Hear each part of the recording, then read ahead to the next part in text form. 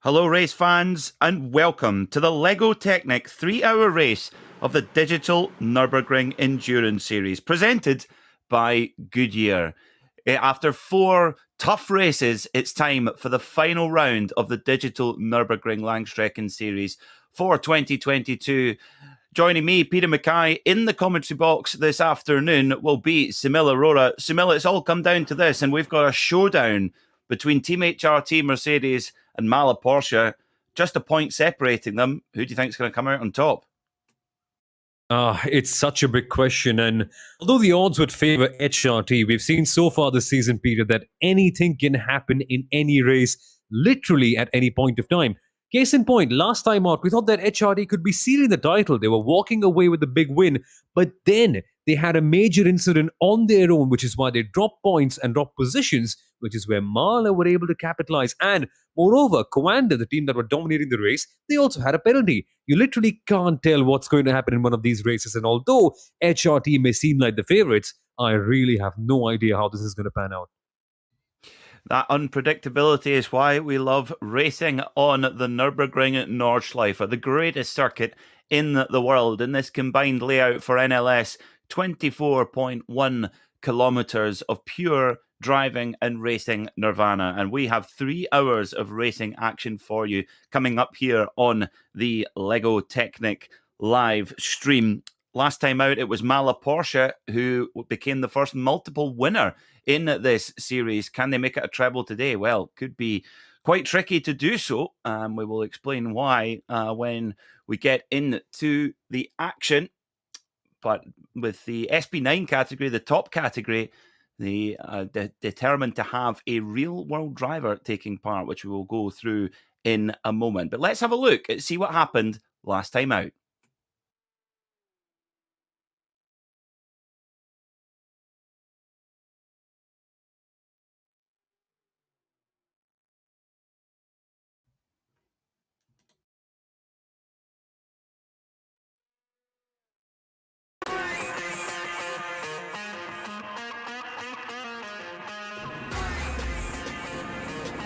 So, the Happy Racing 3-hour race on the 13th of February started off like this. Team HRT Mercedes getting the hold shot from pole position.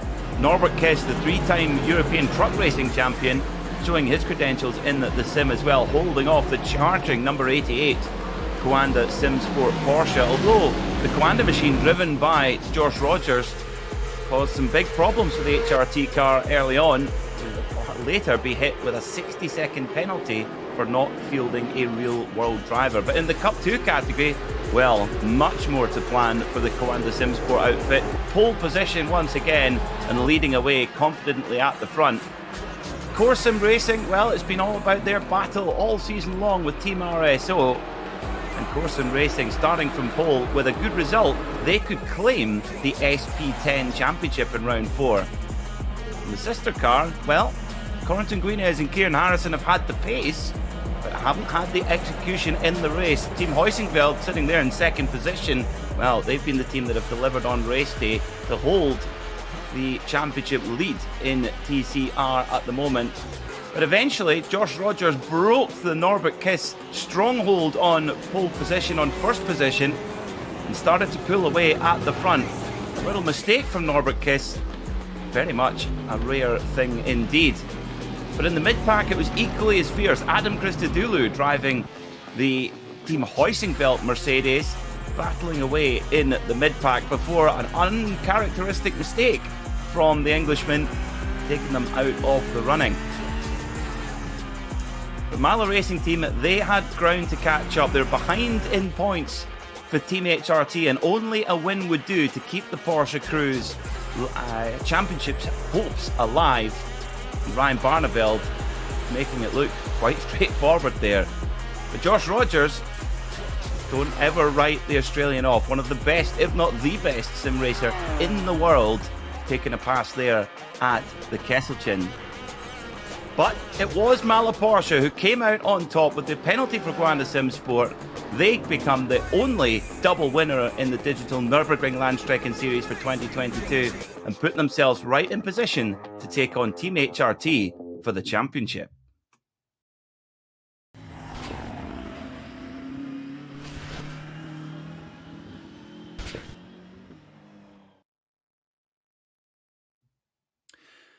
Well, Samil, it certainly was a clutch performance there from Malaporsche. They had to get the win, and they did it. Absolutely, Peter. And it all came down to being at the right place at the right time. For Mahler, it did take a couple of things to go wrong for other teams and drivers, but they were perfect in the race. They did not make any error strategy-wise or in terms of driving. That's what you need in a clutch situation like the last round. Now, the only thing is, things are stacked up against them right here. 2 points of a difference to HRT, but they have a success penalty while HRT doesn't. How will they play up with a situation like that where they're literally facing up an uphill mountain in front of them? Well, they've got it all to do here again in round number 5 of the digital Nürburgring Langstrecken series. The Lego Technic 3-hour race will close off this fantastic championship before we go to the outdoor Nürburgring in just a month's time to start the Nürburgring Langstrecken series season. And we'll have all the action here on the Lego Technic live stream. So do not go anywhere. Get yourself comfy, grab a snack, and buckle in for what will be some superb racing action with 4 different classes. SP9 cars for FIA GT3 specification machines, Cup 2 for the Porsche Cup category, the SP10 for FIA GT4 cars, and the TCRs as well, all of the Audi RS3 TCR variety. So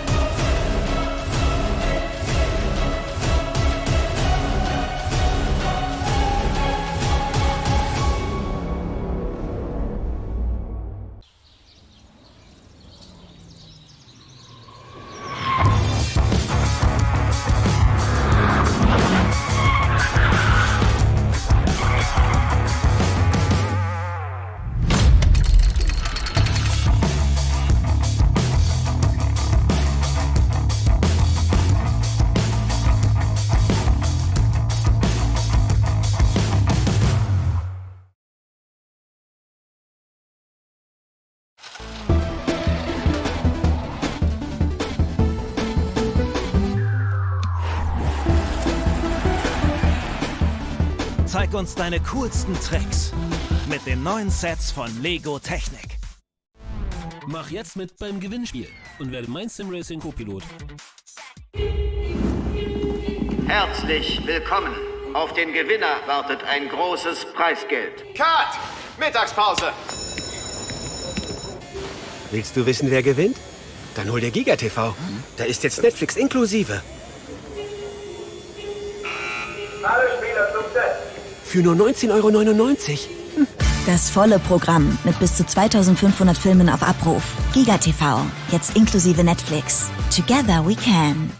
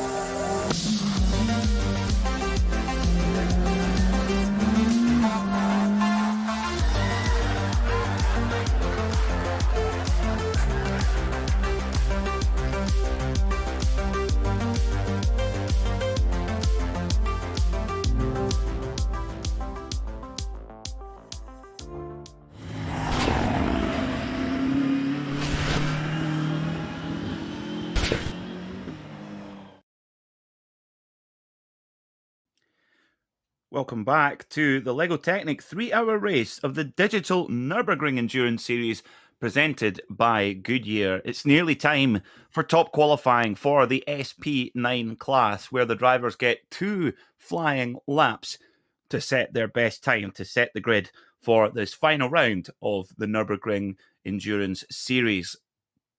And of course, Sunil, in the SP9 category particularly, this is the class where a real-world racing driver is mandated not only for qualifying, but the opening stint of the race as well. Indeed, Peter, and this is where we saw Coanda Simsport face a few difficulties the last time out because they didn't have a real-world driver with them. Now, that's all right. It's all right to happen for once in the season, right? But Coanda were not able to do that twice, and which is why they got a 60-second stop-go penalty. But what kind of real-world drivers are we looking at for this weekend? Well, we've got quite the names. Firstly, Norbert Kiss for Team HRT. And as we've always discussed on this broadcast, he's been so amazing in the world of touring cars, in the world of trucks, and now in the world of sim racing as well. He's proving that he is one of the very best.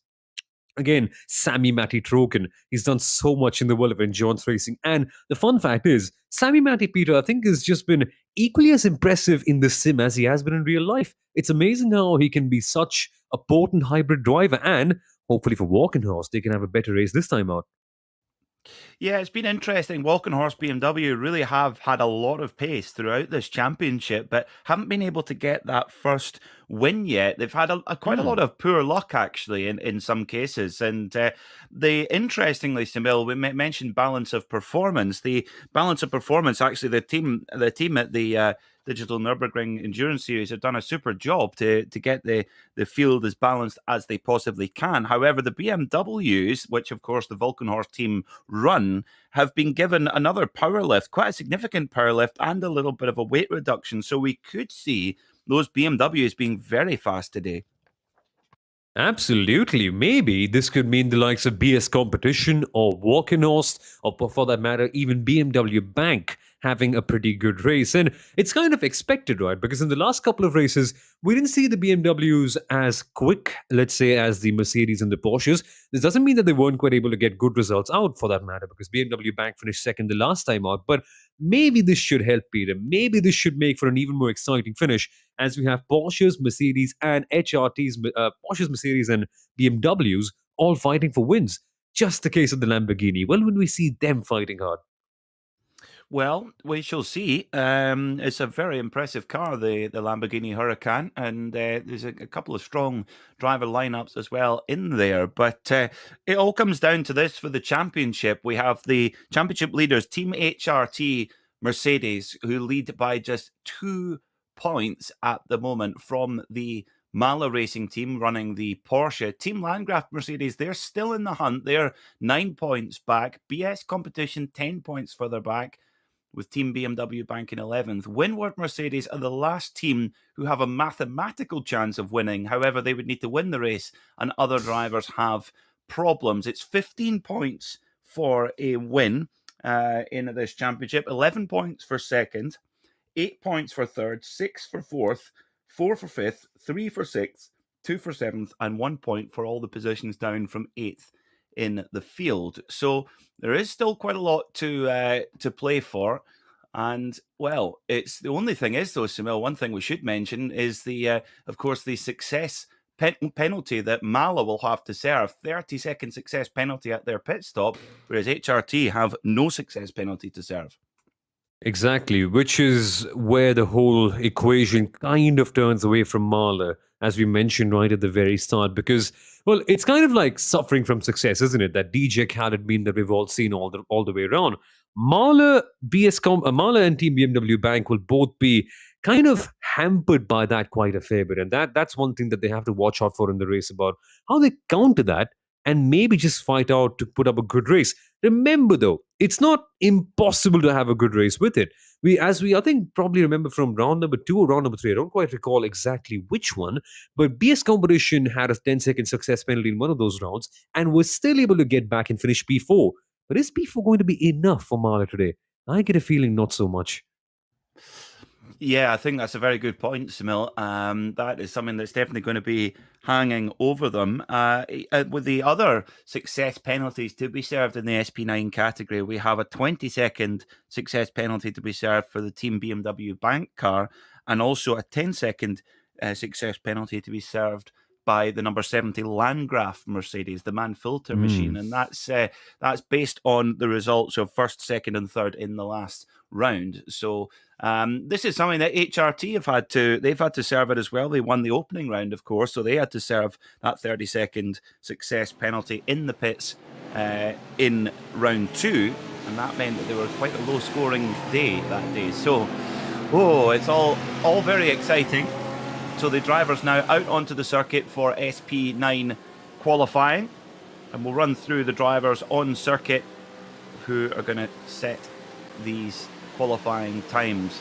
Number 34, Sami Matti Trogen will set the qualifying time for the Volkenhorst Alpecin anti-balding shampoo BMW. For the Coanda SimSport team, that will be Lauren Heinrich, newly minted Porsche factory driver, Porsche Junior. He will set the times, and he's got the Landgraf Mercedes right on his tail there as well. Now, driving that car is Elias Seppinen, interestingly. Yep. So Elias will be wanting to get his hooks in here, says Simil, to try and follow Lauren around, because that car, particularly in the hands of Lauren Heinrich, has set some of the fastest lap times we've seen all season. It has. Lauren Heinrich actually started out the season with BS Competition early on, but then had to change teams midway through because of his new contract with Porsche. And so he had come to Coanda, and even there, Peter, he has been pretty impressive so far when he has been in the car. Remember, he wasn't there last time, so Coanda had to serve that penalty.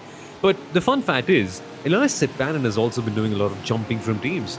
Okay, he used to be with BS Competition too. Now he's racing right here with the Mercedes. So it's a bit funny how the drivers have to change teams all around and their loyalties are split up. But either way, this is one battle that we're all so excited to see. And finally, with Elias Seppinen, I think the Landgraf team can potentially fight for a win, because Elias has been one of the star performers of this whole season.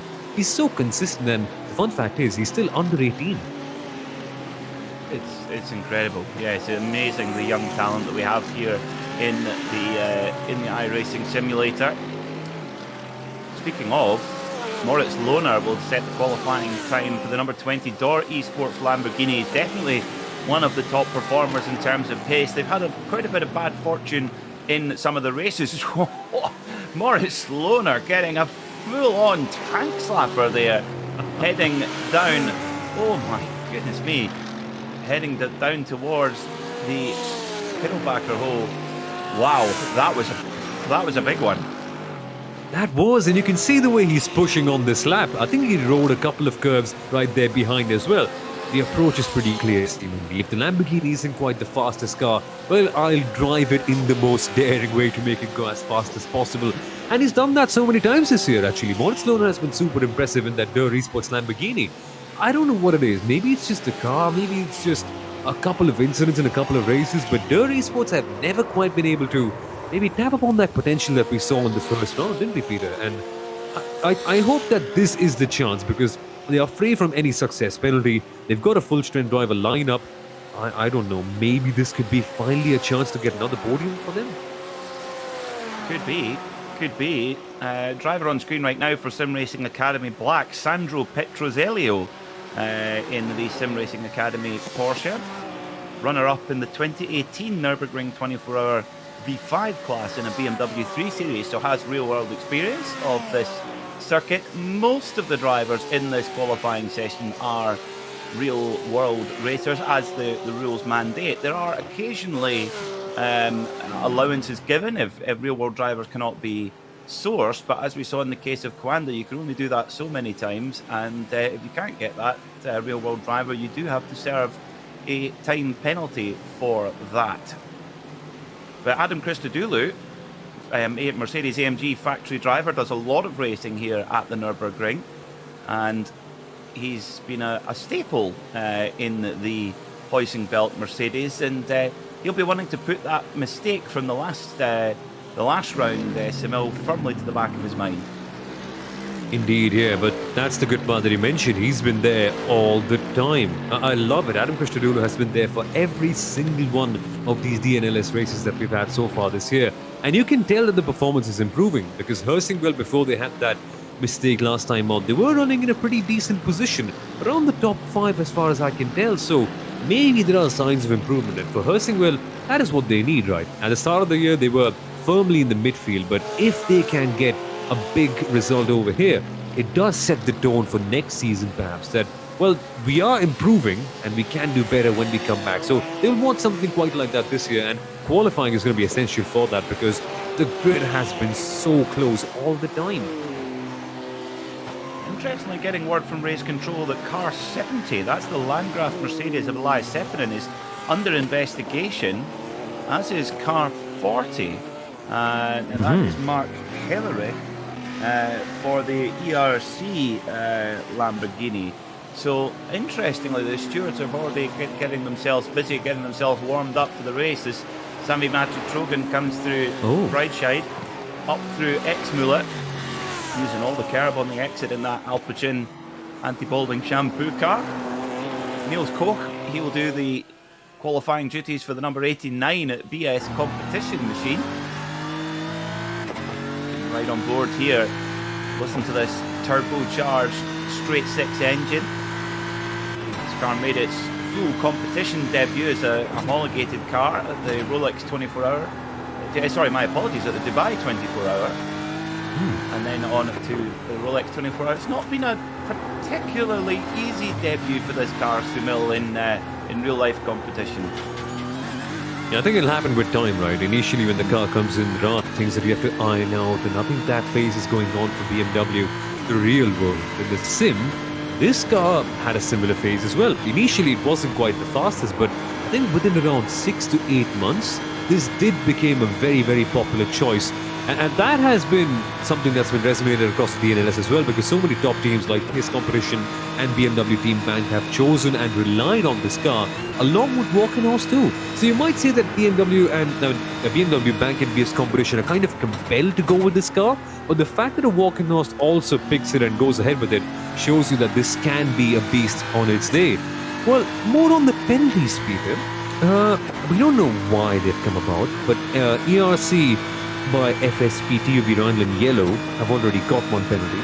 I think, as you mentioned early on, there was the Landgraf team under investigation. I think they're free from it right now, as far as I can tell. But MRS Esports have also got a penalty. Now, what is the penalty? We're not quite sure about that yet. Why is it for? Again, no information on that yet as well. So we'll keep you updated on that. How strange. We haven't really seen this very much in qualifying so far this season. So there's obviously something that's catching the eye of the stewards. Niels Koch comes down through Metzgesfeld and down to Kellenhard. Great section here as well. There's no bad sections on the Nordschleife. You're really winding up the power here. The downhill helter-skelter, then this kind of triple right-hand already. Count the apexes. 1, 2, 3, using all the road on the exit, and then down to Versteifen. It's like a pig's tail this corner. All of a sudden you're having to whack down the gearbox, and that is where we see even the best drivers making mistakes there, Sumil, when they just click a gear down too early and the rears lock up. We've seen a number of drivers do that this season. Yep, HRT had that mistake last time up with Norby Kiss. He's a driver who's rarely made a mistake so far this year, but that was the costly one that put them down a few positions. And had he not done that, maybe, just maybe, HRT could have secured the championship the last time out. But in a way, it adds to the drama, it adds to the spice. And I think they were not the only team. There was another one. I think Adam Christodoulou also made his error somewhere around that whole region, didn't he? Certainly, yeah, just a couple of corners later. Yeah, just a couple of corners later. Yeah, just at Breitscheid, which is basically the next corner. Yes, absolutely, Sumil. The lap times are coming in, and my goodness me, the benchmark that has been set. Lauren Heinrich for Coanda SimSport Porsche. Get this lap time: 7 minutes 46.289. Wow, that is absolutely rapid. What a lap from Lauren Heinrich, straight out the gate, and about 1.2 seconds ahead, 1.1 seconds ahead of Team HRT's Norbert Kiss. Absolutely incredible pace. Mahler, well, They make the top 3, covered by just 1.3 seconds on a 24-kilometer circuit, don't forget. Phil Dennis, a 7:47.6. Right behind him, Team Landgraf, Elias Seppinen, 7:47.7. And then Sami Matti-Trogen says, I fancy a bit of that. He goes into the 7-minute 46.7.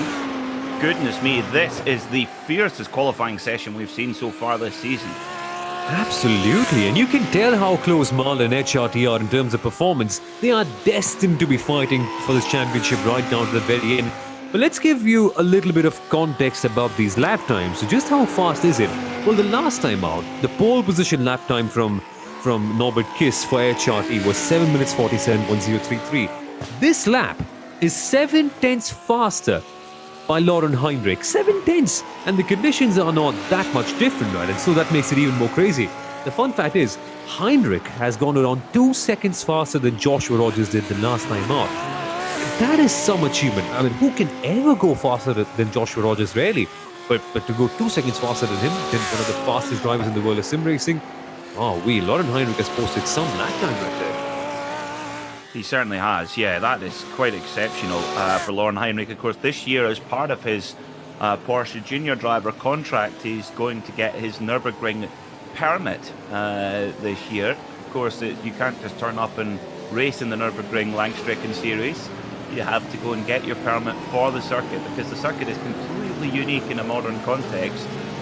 24 kilometers, old school in every possible way, and the organising committee really do take a very serious effort to make sure that all drivers taking to the circuit in competitive conditions are ready for the challenge of this fearsome place. So even someone of Lauren Heinrich's calibre, Porsche Super Cup racer, race winner in that championship in his rookie season, even he has to go through. Even Lewis Hamilton would have to go through his Nürburgring Nordschleife permit. Now this is interesting. Elias Seppinen is hooked right back onto Lauren Heinrich again. Now both of these cars have been in to take a new set of tyres. They will turn right here rather than left. You're thinking, no, that's left. Sabine Schmidt's curve. No. Well, no, they're going around to start a new flying lap. So with 2 minutes and 28 seconds on the clock, Lauren Heinrich starts a new flying lap with a new set of tyres on, Sunil. Indeed, yeah, and this is the crucial lap, because this is where, at least for Landgraf, they have to get a little bit farther up. I don't think they've put in a really good lap so far. They're in P number 5, 1.4 seconds down. It's by no means a bad lap, but in the context of all the other teams, they can do a lot better. And I wonder if the aero wash will trouble the Mercedes, because, well, the Porsche will, of course, have a lot of dirty air, a lot of wake that the Mercedes will have to follow through. And remember, a majority of the Nürburgring is just corners, really fast corners where you need all that downforce. So I'm not sure if the strategy with the Landgraf team is going to be the most successful one. It certainly hasn't been in the first lap time, but hey, if Elias Seppinen can turn out to do something extra special in this lap, I'm so totally up for it. I really want to see what the results are like in this one. Well, it's interesting there. You just look at the body language of that Coanda Sim Sport Porsche. Lauren Heinrich just driving with such confidence, placing the car exactly where it needs to be, and Elias Seppinen having to work hard to keep up with. So a new livery for the GT Tyre WS Racing Esports BMW. Black, yellow and blue. It's beautiful. It's very nice, yes, yeah, absolutely, and very fitting too. So that's a nice thing to do from the WS Racing Esports team.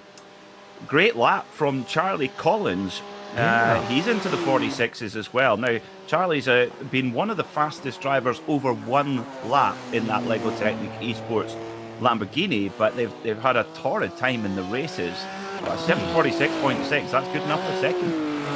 Yeah, I think the Coanda team have really prepared hard for this one. And this statement can be a bit counterintuitive, because that means that they don't quite prepare well for other races, which is certainly not the case. But here, they seem to be on fire in qualifying, because Lego Technic Esports, I'm not sure I've seen them this high up in qualifying ever. They've always had the pace. Their one lap pace has been incredible, especially towards the latter part of the race. But this is just something else.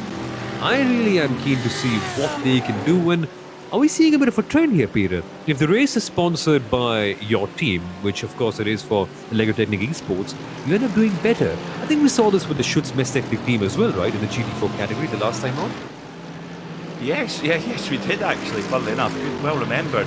The only thing that might be the case, though, is that the LEGO Technic eSports car does not have a real-world driver in it, and I don't think for the first time this season, so we could see it serve a 60-second penalty, unless they've spoken very nicely to the organising committee and asked for a dispensation and allowance, and sometimes that's where being a sponsor can sometimes be quite helpful, but anyway, we'll see.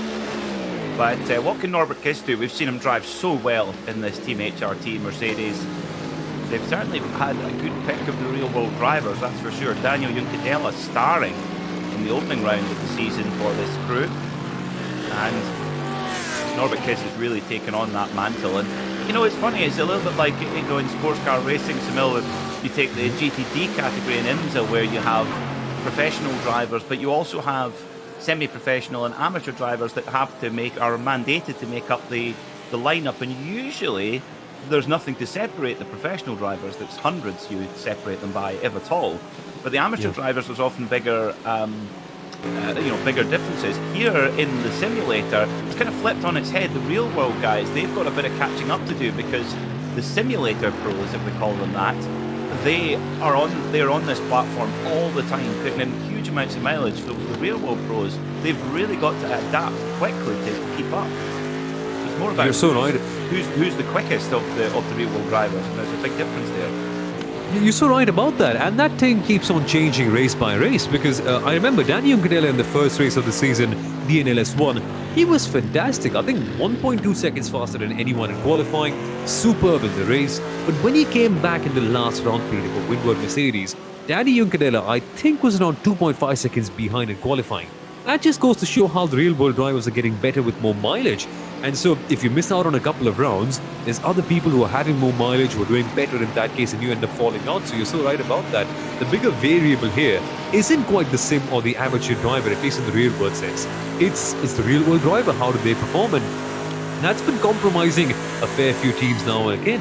And the fun fact is, you have to make sure that a real-world driver gets as much mileage as they possibly can, as we get a bit of a tight moment between Helsingfeld and Durr. But it's not so often that you can do that, right? Because real-world drivers, more often than not, they do have a lot of commitments to get to. So that's been a bit of a tricky part. And HRT have been lucky in a way that they've had Nobby Kiss for most of the races, because otherwise, having a shifting driver policy for a real-world one just doesn't ensure any stability at all. Well, it just shows you the level of this championship as well. You look at the drivers that are up the teams that are up the top in this qualifying session. You know, Lauren Heinrich, yes, he is a real world pro racing driver. However, he's also world class in the sim. Sami Matti Trogan, exactly the same. Phil Denez has single-seater experience in the United States, but again, does the majority of his racing on the simulator now. So Bruno Spengler was the champion of the IMSA Invitational Series in lockdown in 2020. So yeah, the level is definitely bumping up, Samil. And I have a theory at the moment. I think the young drivers, the junior drivers who are being hired by manufacturers like Porsche, like Mercedes, BMW, Audi, etc. Just being quick in the real world, in the outdoor world, is not good enough. You have to be good on the simulator as well, because there are events like this, the Digital Nürburgring Langstrecken-Serie and many others, that mandate real-world drivers. And if you've got real-world drivers like Lauren Heinrich who happen to be world-class in the sim as well, that just adds to the repertoire. Exactly. It just makes you more marketable in the way. And think about it, right? All the brands in the world of motorsport, say your Porsches, your BMWs, your Mercedes, are actively trying to increase their presence in the world of sim racing. As a junior driver, it just helps out that you're, let's say, good at both of these dimensions, because at the end of the day, you need to prove yourself to be an all-rounder, right? That's what the factory teams are looking for. A driver that can be fast, a driver that can help out with media commitments, and now a driver that can also help raise the flag for the company in the simulator as well. And someone like Lauren Heinrich does that thing very well. Same way, Nobby Kiss can do that pretty well. And now we're also finding out that the likes of Danny Juncadella and Adam Christodoulou can do that to a decent extent too. So it just, as you mentioned, helps out. It just helps out to be better at everything, doesn't it? And what's the cost? You're having fun with racing as well. You're getting to learn more things. And I can only imagine that the learning curve might be so short for these drivers who have constantly had to shift cars, shift racetracks, and so for them adapting to the sim, it might take a little bit of time, but not too long, right? As we've seen with Norby Case especially. Well, here comes Lauren Heinrich. Oh, big wiggle there on the exit onto the front straight. Let's see what time this is going to be. Is he going to improve? It's a 7:46.289 to beat. He does! 7:46.0! Wow! In fact, no, 7:45. He's broken the 7:46 Emil. 7:45.998. Lauren Heinrich. Wowee! Oh my god. I don't think we've seen a lap in the 7:45 so far this year, Peter. No, I don't think so. I don't recall anyone going that fast. Tremendous stuff. When the pressure is on, Coanda indeed are delivering. But what about these guys? HRT need a good qualifying because they are fighting for the title here today. Yeah, and they can't afford to be too far back on the grid. 7:47.0 for Norbert Kess. That's a good lap. That's a slight glitch on the time screen. 7:46.993, so a little bit quicker. So yeah, Norbert Kess goes fourth. That's a clutch lap time there from the Hungarian ace. Brilliant stuff. Let's see what Sami Matti-Trogen can do. Nope, he pulls out of it. So no improvement there for Valkenhorst. They stay third, no better than third. Who else is on a lap? I don't think we've got many others left to complete their qualifying time. So it looks like it's going to be Lauren Heinrich for Coanda Simsport on pole position. Let's see what the final car through. We've got a couple more to go. Kart Raceland Esports by OKCCS. This blue, white and black Lamborghini Huracan GT3 gasses it up. Already past Lauren Heinrich's time. Let's see what they can do in this number 21 machine. Haven't set a lap time just yet. Here they go, MRS Esports as well. MRS 7:52.484. No time set for the Lamborghini there. Let's see what Phoenix Racing can do in their familiar number 5. Phoenix Racing Esports. Of course, Phoenix Racing based here at the Nürburgring Nordschleife. They come over the line. A 7:51.691 is their best. So they will start deep in the pack. It looks like it's going to be Lauren Heinrich for Coanda Simsport on pole position with Lego Technic Esports. Charlie Collins getting on the front row of the grid.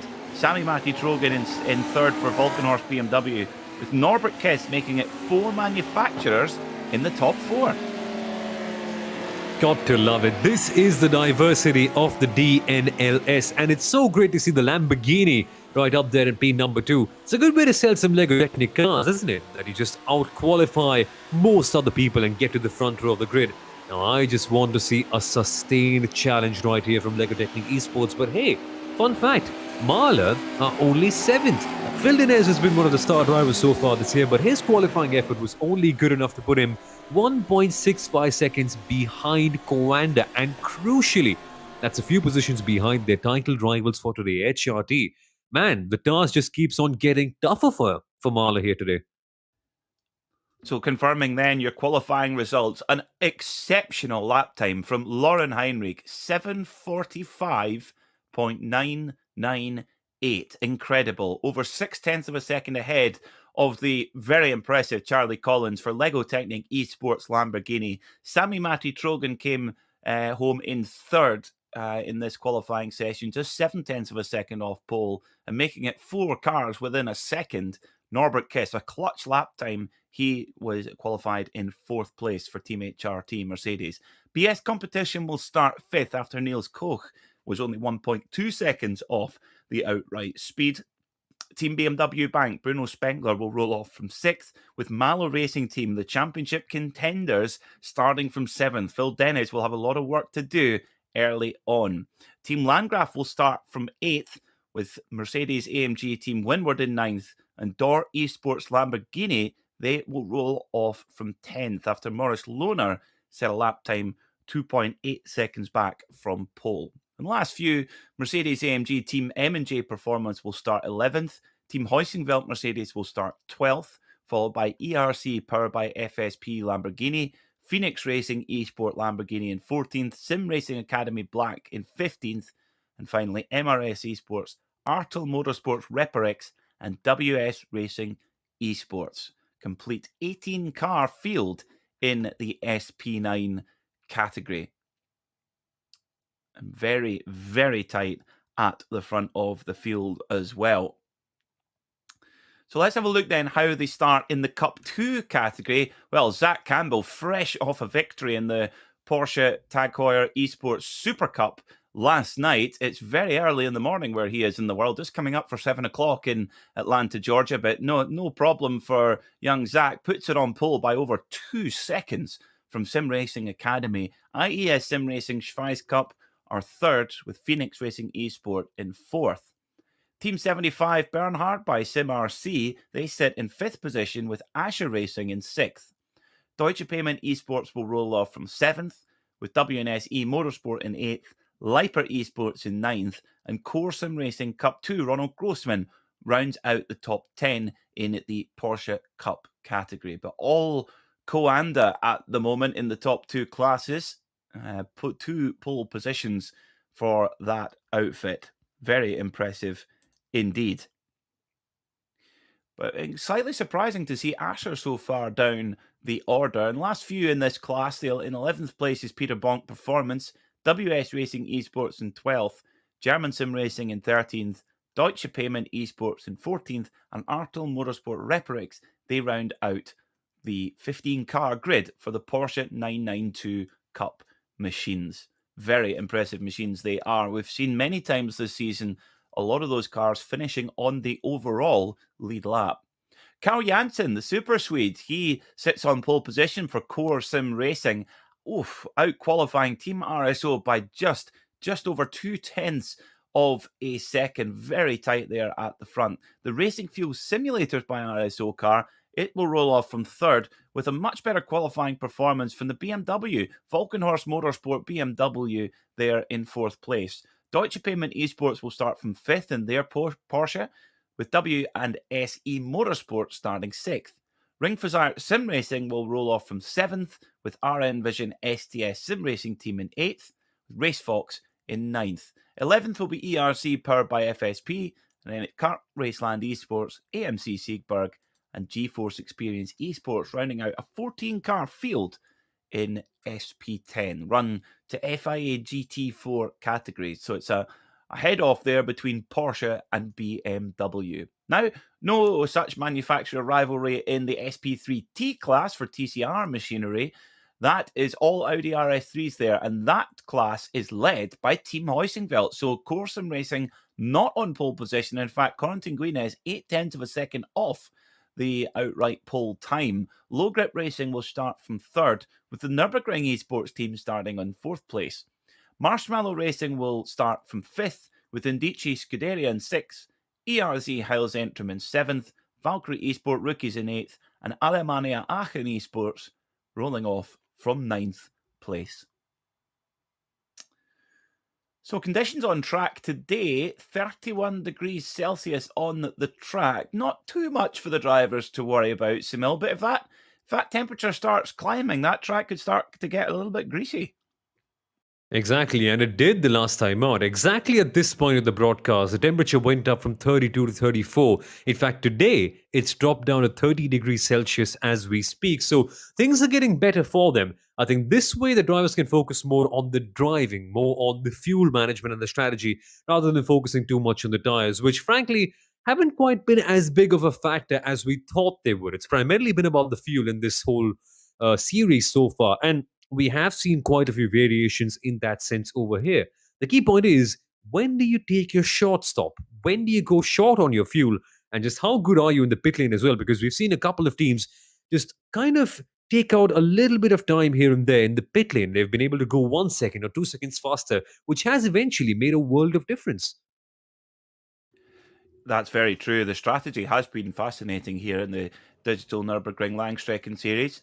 And we usually see the teams pit 3 times over the course of the race, certainly in SP9.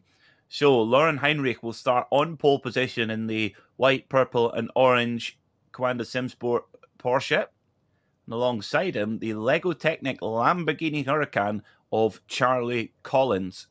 And of course, the thing I like about that particular Lamborghini Huracan, Semil, is that livery there on that Lego Technic machine. That's a replica of the Lamborghini that you can get as a Lego Technic kit.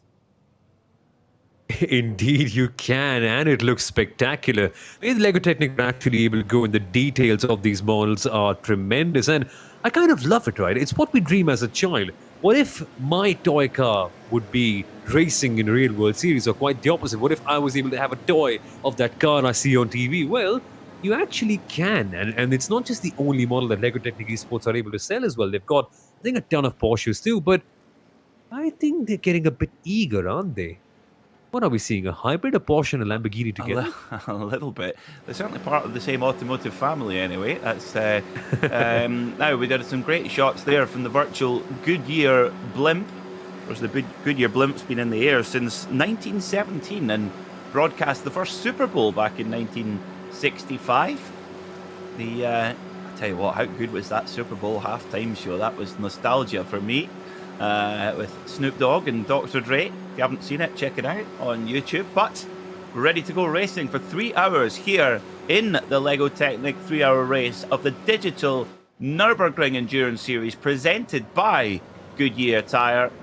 Porsche 911 safety car controlling the field, and it will be Lauren Heinrich who lead the field away down towards turn 1. A very difficult braking zone, turn 1 here at the Nürburgring. It's quite steep downhill and very, very tight at the apex, so you've got to be super careful not to get in any tangles with other drivers, particularly if you're Team HRT Mercedes and you've got a championship to try and win.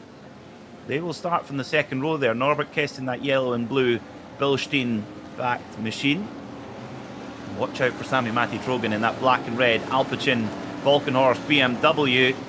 The revs are beginning to rise. The drivers are desperate to get let off the leash. The Porsche safety car will pull in and we'll be ready to go racing in the Lego Technic 3-hour race of the digital Nürburgring Endurance Series. Green, green, green!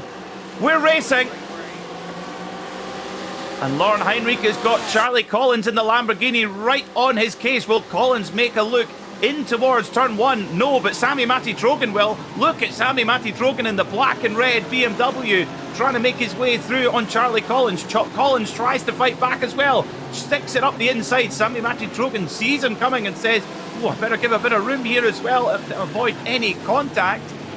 And oh, a little bit of contact to the back of the Volkenhorst car from the Team BMW bank machine as well. Collins gets second position back, but Lauren Heinrich, he's off at a canter, Simil. Indeed he has, and there's some argy-bargy going on in the background as well with HRT and Der Esports, both of them making contact consistently. Has that led to some damage for our title leader? Oh, they will certainly hope not. Oh, contact! Oh. Contact for Team HRT and Der Esports. Mala go through. Mala Porsche goes through there with Phil Dennis on board. So the two championship contenders are absolutely side by side here. HRT Mercedes and Mala Porsche, neither will want to give best here. They're side by side into the chicane. And Dennis just too good on the brakes. And I tell you what, Simil, if you're in the HRT pit box right now, you're going to be very worried about a potential penalty there. Oh, nerfed off. Heusingville in the wall by Phoenix Lamborghini. Dear, oh dear.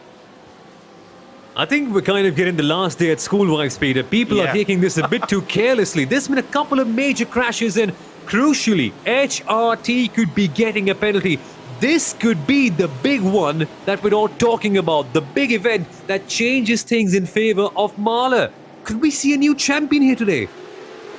Oh, well, last day of school, you nailed it there, Sumil. But Zach Campbell leads away the Cup 2 field. Gwanda have a significant advantage in the championship here, so they're just wanting to get this job done and get a championship for that crew. And Zach Campbell hard on the brakes down into turn 1. So cool under pressure is the young American. And they all jostle for position. It's so tricky and technical in that opening stage, especially on cold tyres. Indeed it is, and we can see Asher battling IES Sim Racing, and they could be having a major bite into the podium pie as they get away onto the outside line. They had a wonderful start, mind you. Asher was around P5, P6 in the qualifying, but to see them up in P3 is incredible, and there they are getting P3 back on them. In a similar case like Mahler and HRT, Asher are facing the odds. If something big happens to Coanda, they have to be right there to capitalize. And so far, so good on the start. Yeah, they come into this race to Coanda with an 11-point advantage, so nearly job done. But it's not over yet. We've seen Coanda, at round one, taken out of the lead, and they scored, I think, 1 point. So it can go wrong very quickly through no fault of your own. So this will be a kind of nerve-wracking. Oh, we've got Spinner off. Oh, it's the Team Bernhard car. It's the Team 75 Bernhard machine off before we've even reached the Nordschleife. Well, you got it with the last day of school, Sumil. Gee whiz. Yeah.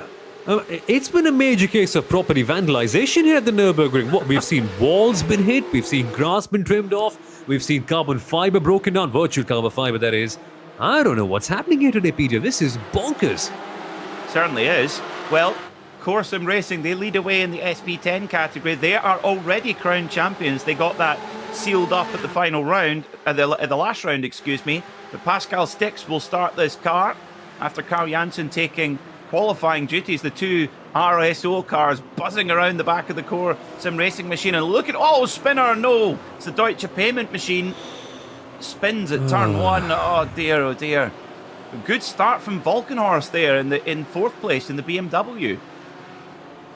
Indeed, yeah, they've been able to manage things out quite well, but I wonder if Deutsche Payment will be asking for some Deutsche Payment to maybe compensate for the damage. Not so much to the parts, because that's not really a thing in virtual racing, but to the egos and to the kind of race that they were about to construct. It's a major hit, right? As we've always said in the world of racing, you can't win a race on lap one, but you can certainly lose it, and my word, have they lost it there big time. They managed to recover and get to the back of the pack quite quickly, so at least they haven't lost the train, have Deutsche Payment, so that's a bit of good news, I suppose. But is this the day where we see BMW take the fight to Porsche, who have absolutely pulverised the field in this SP10 championship? But the BMW is definitely looking stronger early on. Last class to go into the race is the SP3T with TCR machinery. We've got another one of the Porsches. Race Fox off as the Schütz machine goes by. So Team Heusingveld will lead us away into 3 hours of racing in their beautiful silver, blue and red machine. Off they go. Great start, great getaway there for Team Heusingveld. Marcel T, a winner of the 24 hours of the Nürburgring VCO. And Corentin Guinez for Corsim Racing back to third early on. It's Low Grip Racing who move up into second place. Indeed they do, and they are surging past with potentially a move on Heusingveld on the cards a little while later. But one thing I've got to point out right at the off, we weren't quite aware of this, but their liveries in support of Ukraine, considering the political circumstances of this time, it's a great gesture, great to see. And I wonder if Co will actually get the move on Low Grip right now. Not quite, but this is a good start. Really encouraging for Low Grip so far. Very encouraging indeed. So, what a start to this, a dramatic start, we should say, to this fifth and final round of the digital Nürburgring Endurance Series presented by Goodyear. This is the 3-hour Lego Technic race. And Low Grip Racing, they're wanting to break up the establishment. It's been all about Heusingveld and Corsim Racing all season. But Low Grip Racing, number 407 there, with Stefan Scheller making himself very much a nuisance to the Team Heusingveld car in the opening stages as they jostle for position going through the Sabine Schmitz curve. But already the top class, they're nearly finished the opening lap as well, so they're going to come across these TCR machines quite quickly, Simil. Yeah, and that can definitely lead to some major problems. I think we've seen it in the last couple of rounds where one or two of the SP9 cars end up making contact with the TCRs at really tight spots. So keep a keen eye on that. That can be a significant problem. But here comes Walkenhorst. Here they go then. Walkenhorst opening up the Munich muscle there and pulling into second position. So Sami Matti Trogan, he wants this win. He's been so close to a win all season. He'll want to make sure that it's that number 34 Alpecin car on the top step of the podium. Sumil, what have you seen? I just realized something, Peter. I really counted Walkenhorst out of this fight for P3 in the championship. Talking about a win, if Walkenhorst actually get those 15 points, they will jump up to 31. Landgraf currently are on 24, BS Competition on 23, Bank on 22, and Winward on 19.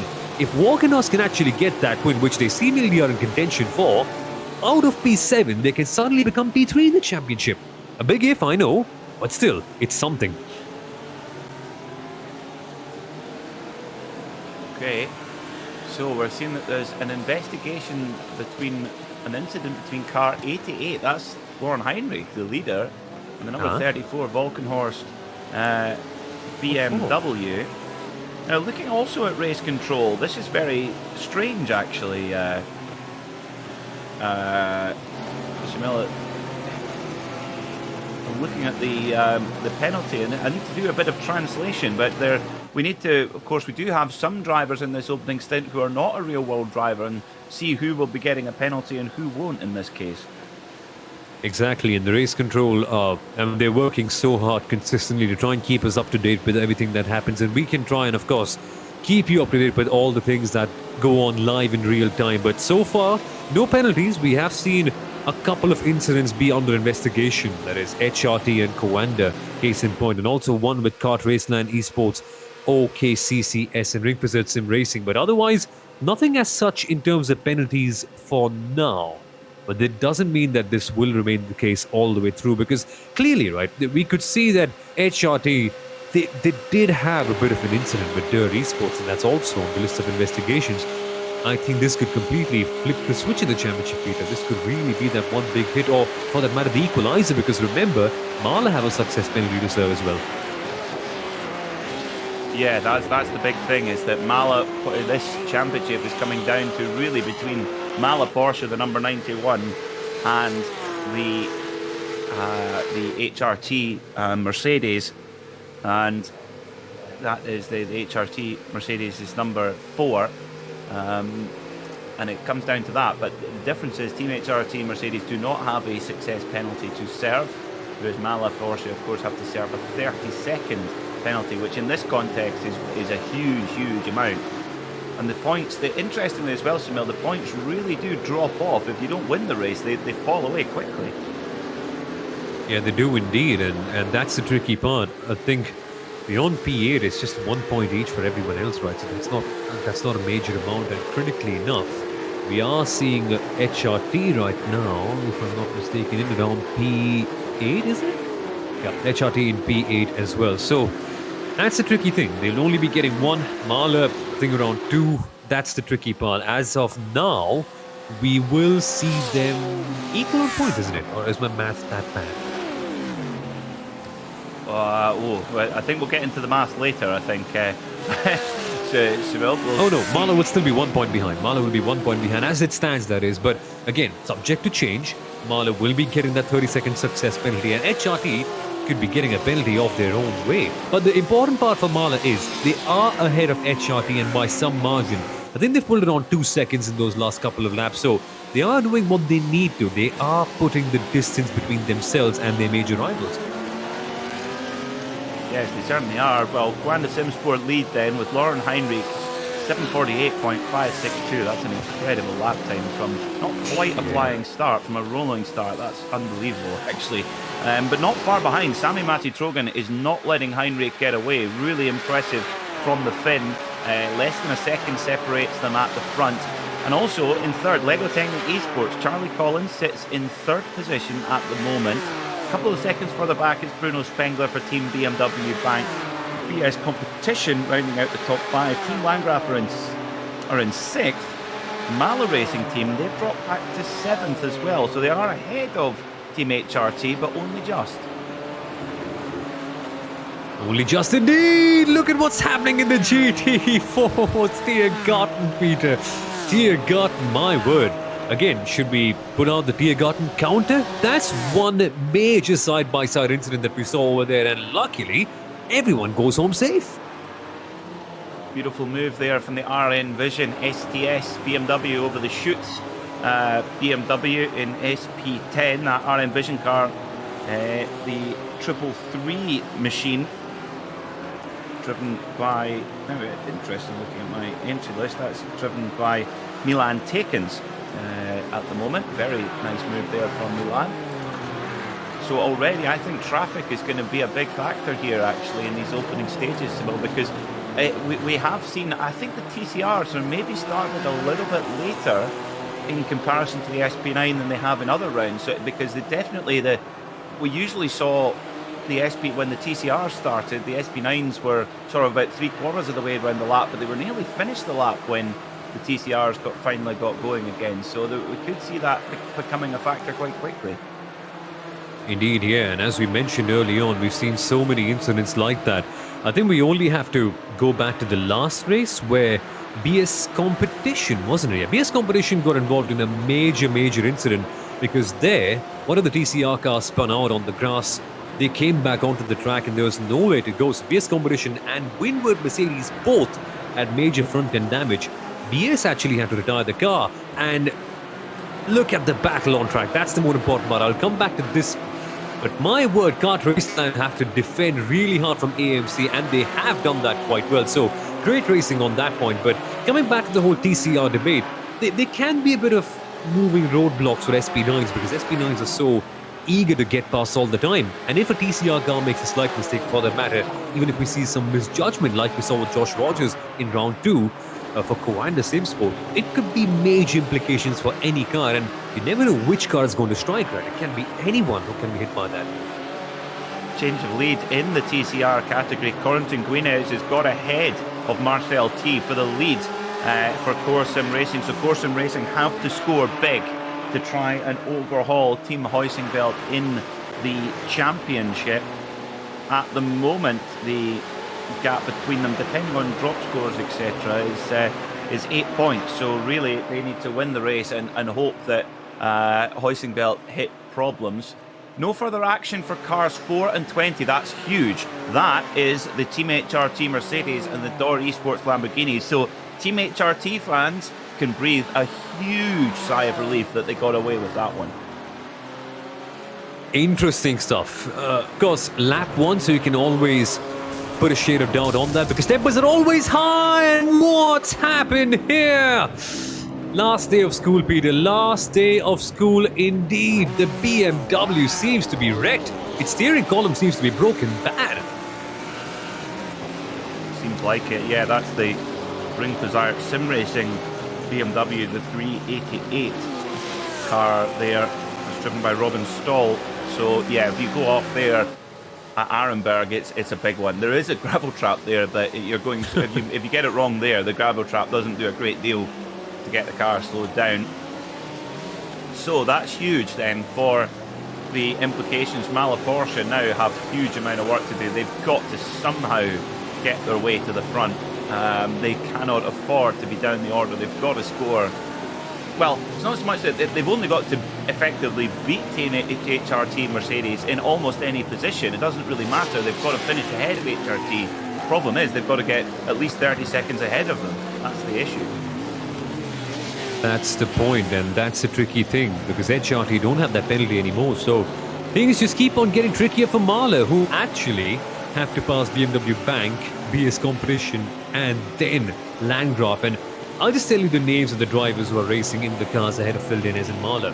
There's Bruno Spengler in the BMW Bank car, again, Nürburgring 24-hour winner in the virtual world, and he's such a potent driver in the real world side as well. Niels Koch and Elias Sepanen. More on that in a second, because Ring Fazard, wowee, that's a slam dunk. That's properly taken out there. Yeah, that was the Race Fox car. That was really quite a sloppy one. Race Fox, Kevin Crosney, I think he will be feeling the wrath of the stewards for that one, because that's pretty clumsy actually. I don't know Foxes were clumsy. No, they're usually very clever, yes. Yeah. No, and Race Fox traditionally have been a very clever team. It's just, for some reason, the last couple of rounds, unfortunately, have been a bit messy for them. But you know for a fact that with them, better days are in store, because they have showcased that so many times in so many other championships. But coming back to the whole point about the drivers ahead of Phil Dennis right now, Bruno Spengler, Niels Koch, and Elias Sepanen. I mean, things just can't get harder than that, can it? No, that's very true. Very true indeed.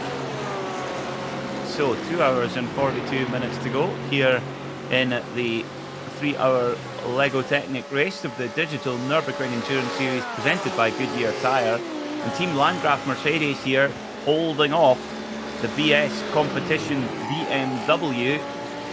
That's fighting over 4th position as well. Team BMW Bank in there with Bruno Spengler as well. But Lauren Heinrich leads with actually Walkenhorst BMW's Sami Matti-Trogen going quicker than Heinrich to the tune of 0.4 of a second now. So the gap is now just half a second between this pair.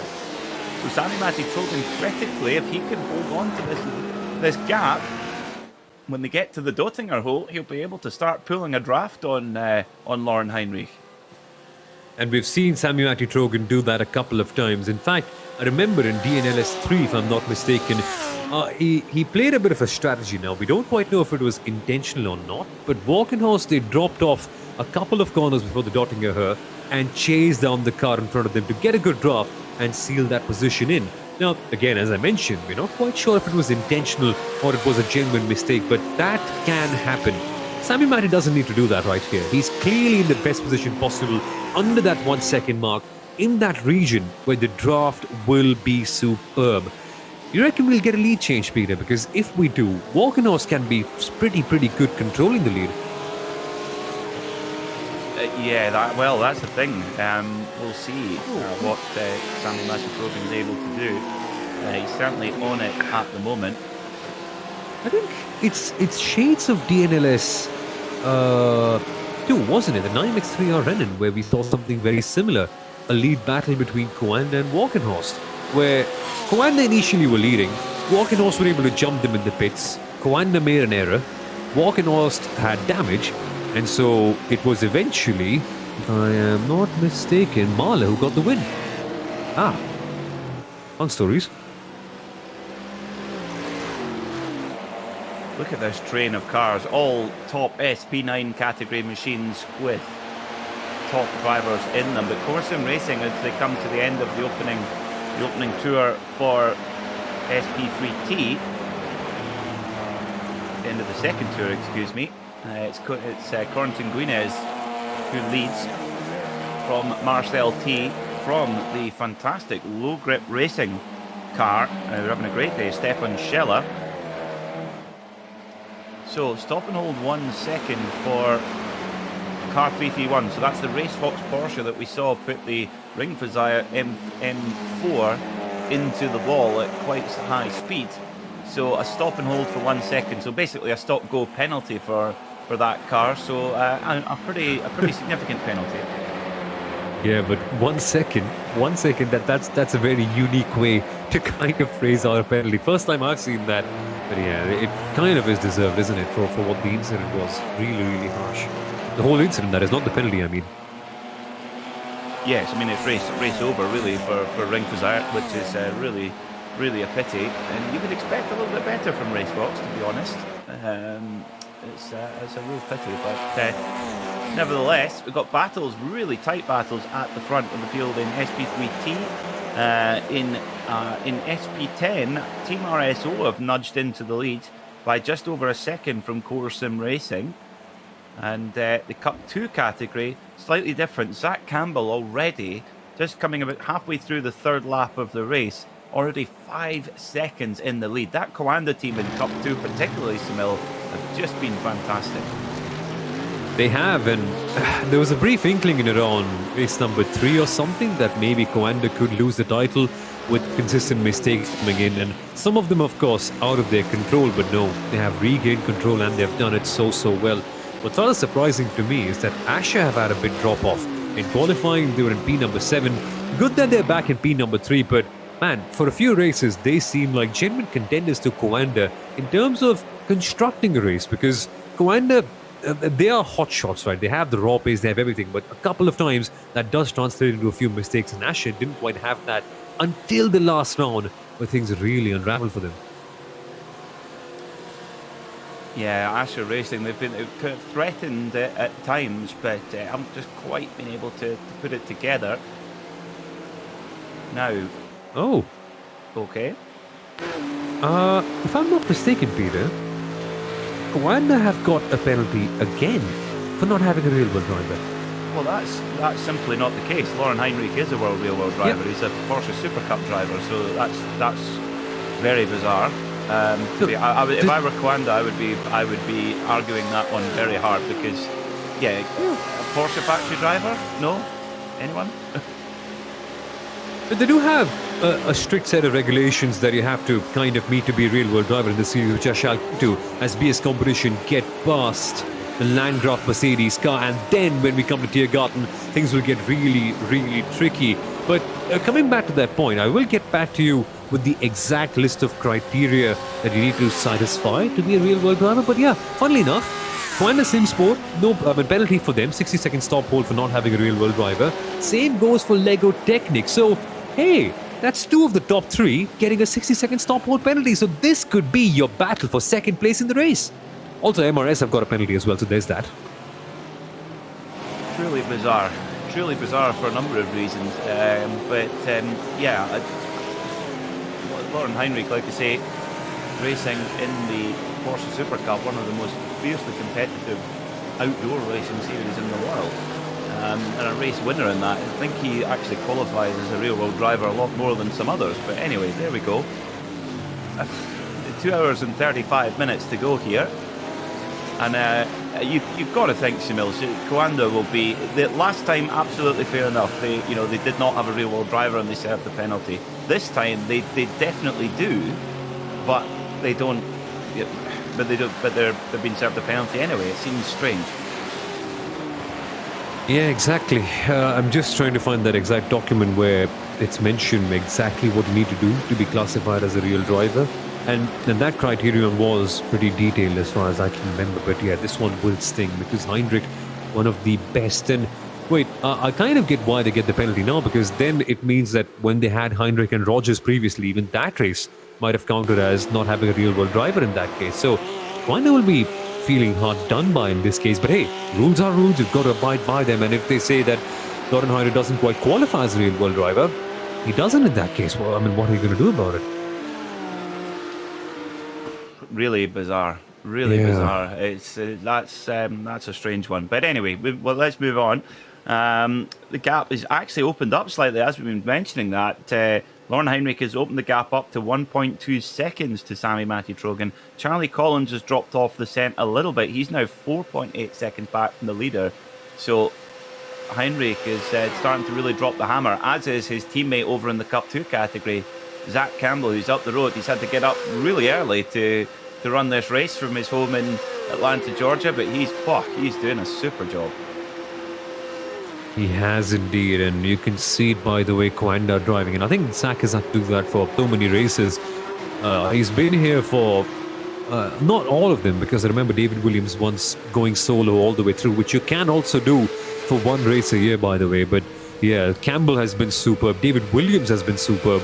Both these drivers have really kind of solidified the Coanda dominance in the Cup 2 category.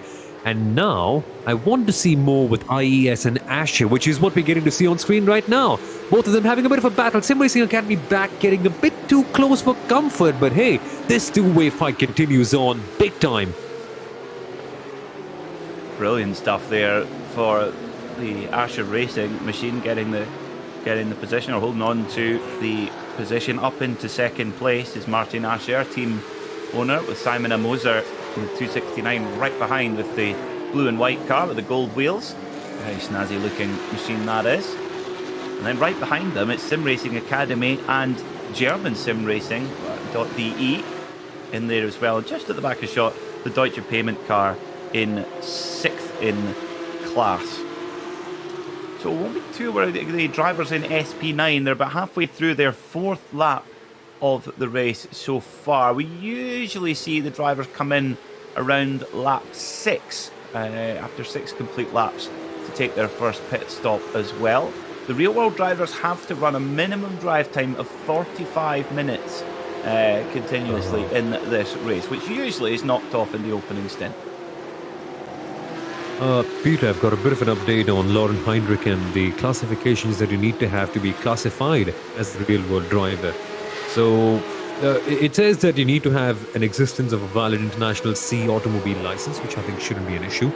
Listed in the FIA driver categorization 2021 list, platinum, gold, silver, bronze, which I'd imagine Lauren Heinrich would make. Yes, he's a silver, yeah. Mm-hmm. Yeah, exactly. Participation in at least 10 real NLS DLN championship races, or in an official 24-hour race on the Nürburgring Nordschleife, which was finished in classification. I think that's where the hindrance is, isn't it? I think there's been plenty other rear-wheel drivers who don't fit that category either, to be honest. But that's very strange. It's going to be very difficult. Now that maybe explains why it's difficult for teams to get hold of a rear-wheel driver. If that's exactly the categorization you've got to go to. Very strange. But there we go. Now there's an incident being investigated between car 205. That's Phoenix Racing, and car 292. This is in the Cup 2 category, Sim Racing Academy Red. So something going on there. Phoenix Racing far down the order. Team RSO have got into the lead in SP10, but Pascal 6, he's not giving this one up in that core car. He hasn't, and this battle is turning out to be a lot of fun. And let's be clear, this just clearly has been the battle of the season in terms of two teams, because all the time on the track, there's just no separating them. Core and RSO, they're always together. You can call them a bit like lovebirds in a way in this series, but where the difference arises is just in the construction of the races, and I think it's so evident, right? Both of them have been together on track most of the times, but the gap coming into this race was around 18 points. Why? A couple of bad races for RSO. They've always been together, but some bad luck here, some bad luck there, slight underperformance in correlation to core, and there we are. The gap is huge. Because remember, if you're first, it's 15. If you're second, it's 11. So that's RSO consistently dropping 4 points every time they finish behind, and they've done that twice this year. So we hope you're enjoying the coverage here on the LEGO Technic live stream. This is the 3-hour race of the digital Nürburgring Endurance Series, sponsored by LEGO Technic. So a penalty for Sim Racing Academy Red, a drive-through penalty. So that's important for the Cup 2 category. That car is now already serving is about to serve this penalty, sitting in 5th in class at the moment, but that'll drop them right down the order. That's going to be a big hit. And we'll get the good thing is we'll get a look at that to see what the reasoning behind that was. But a clash between the 205 Phoenix Racing Porsche and the 292 Sim Racing Academy Porsche in the Porsche Cup category. But this has been what we've seen all season long in SP10. The two Porsche Caymans of Team RSO and Core Sim Racing. It's been quite extraordinary. But let's have a look at our Goodyear replay. And yeah, that'll do it. Goodness me. Ooh, that's a hit. That's a hit and a half. Kind of deserved in a way. And that Phoenix Racing car just hasn't quite had the rub of the luck, because they've been involved in incidents. They have been causing a couple of incidents here and there as well. It's just never ended well for them, unfortunately, so far this year. It's the rub of the green. Rub of the green, exactly. Rub of the green. It's which, ironically, for the colour of that car. No further action for the incident between car 70 for Team Landgraf Mercedes and the number 89 BS Competition BMW. Okay. There was a bit of a protest going on there. I just saw it a couple of minutes ago, and it was, I think, moving under braking. No, that's the wrong protest that I'm reading. But there's no information as such. Maybe some contact here and there, but no incidents, no further action on that. So that's quite good to see. At least we can carry on that battle fairly and squarely. But that said, Landgraf have just registered a protest for BMW Bank. Just right now, a second ago. What's going on here? Why is all the squabbling? Well, interestingly, we've got car 70, Mercedes Team Landgraf. They've come into the pits at the end of their 4th lap. So they are taking service. Now remember, Team Landgraf Mercedes have to serve a 10-second success penalty. So maybe they feel Sevilla getting out of that train where maybe they felt they were either being held up or hampered, or that it was maybe too risky and have decided to take their success penalty. Side by side between Bruno Spengler and Phil Dennis, two drivers who know each other very well, and Spengler just pulls out of the way, and Dennis goes flying through. Indeed, yeah. So Mahler are able to get the jump on this one, and I wonder why BMW Bank have let them go so easily. But interesting developments these. I'm very, very confused about that whole pit stop and why they actually did that. It's a bit confusing because that just means that quite simply you'll have to get back and have a bit of a short stop later on. So it kind of doesn't make a lot of sense to me. I wonder if they're maybe back timing to the end of the race, quite possibly. Maybe now they'll do two long stints, two 7-lap stints, and see where they go from there, quite possibly. I don't think a team, unless Team Landgraf have had to pit for damage, that's a possibility. But I doubt that's the case. But anyway, we'll keep an eye on that. Just coming through about halfway through the fifth lap of the race for the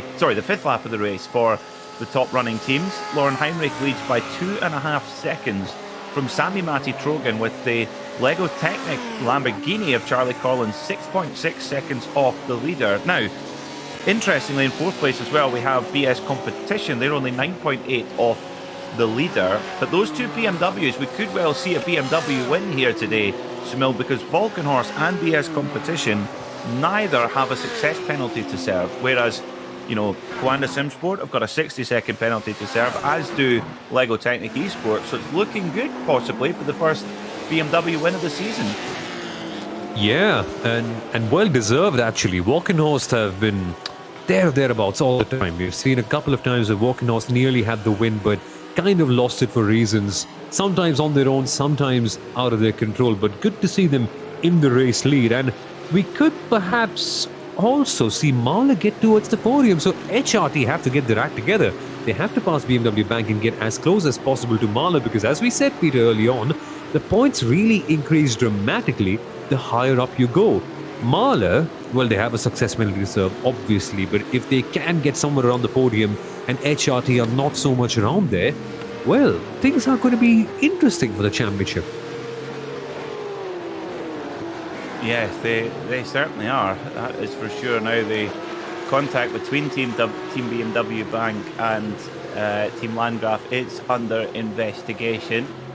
So if there happens to be more penalties getting added left, right and centre, if you're Mahler Porsche, really this is good news for you. It's not so good news for Team HRT. They need basically cars to make it to the flag unencumbered, so they can win over Mahler Porsche. But this is fascinating to see how this is going to play out over the course of the day, and we won't really know until Team Mahler Porsche have served their 30-second success penalty how much of a mountain they have to climb to try and win this championship.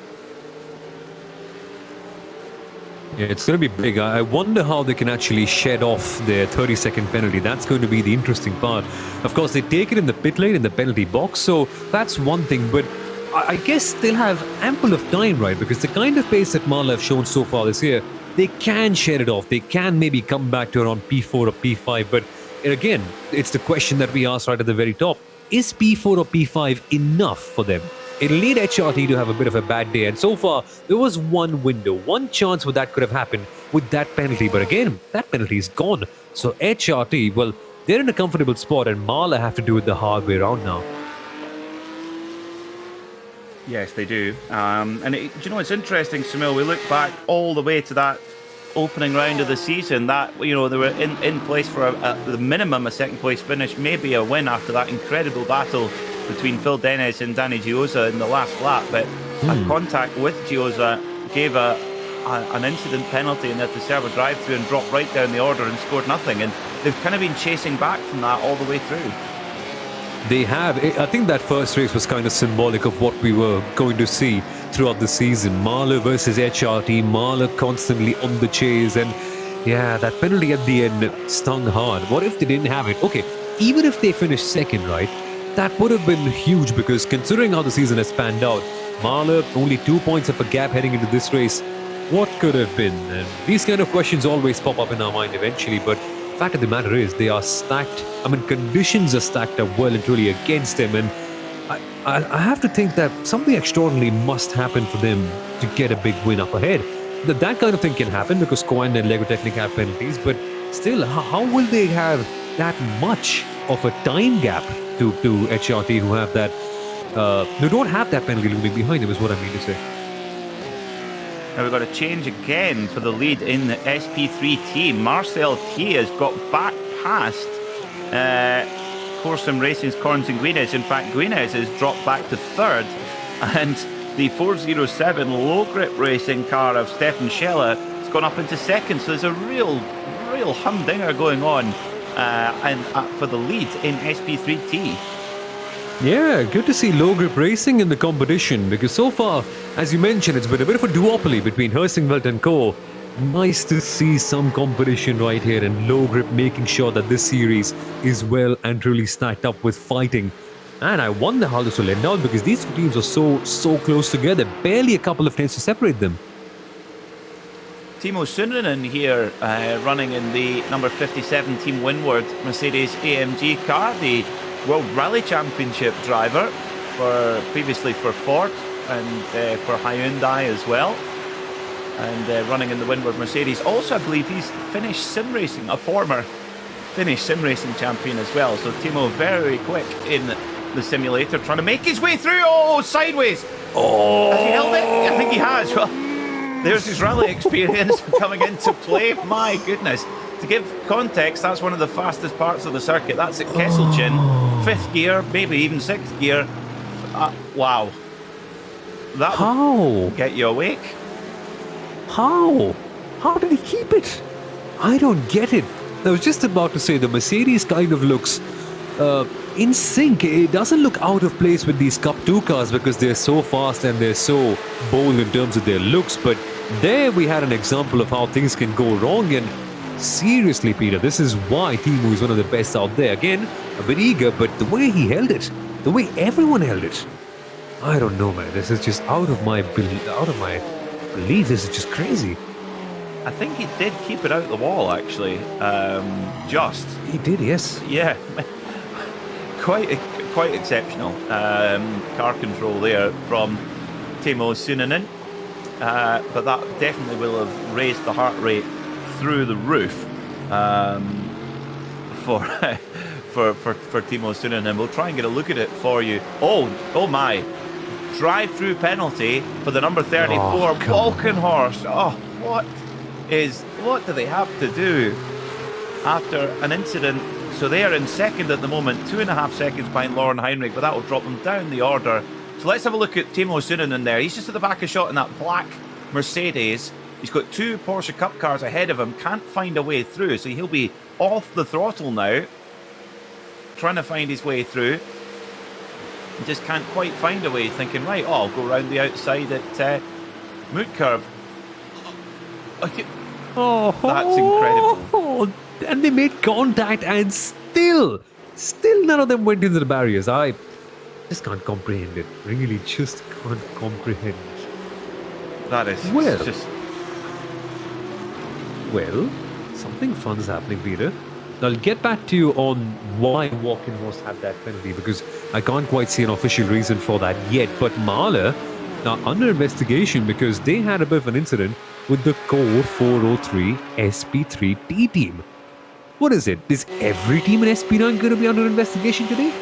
What sort of record are we trying to set here today? Well, that might explain why Cornton has just dropped off the centre of the lead just a little bit, only by a little bit. But we said traffic would cause an issue, and right enough, that incident with Timo Sunninen is also under investigation. So the stewards have been kept very, very busy indeed. Well, you're watching the action from the final round of the digital Nürburgring Endurance Series presented by Goodyear Tyre. This is the 3-hour Lego Technic race. Who will be crowned champion at the end of the day? Will it be Team HRT Mercedes, or will it be Mahler Porsche? Well, we will find out in 2 hours and 17 minutes time. We'll have all the action for you here on the Lego Technic live stream. It's Peter Mackay and Samil Arora in the commentary box, taking you through all the action and we will be right back with you in just a moment.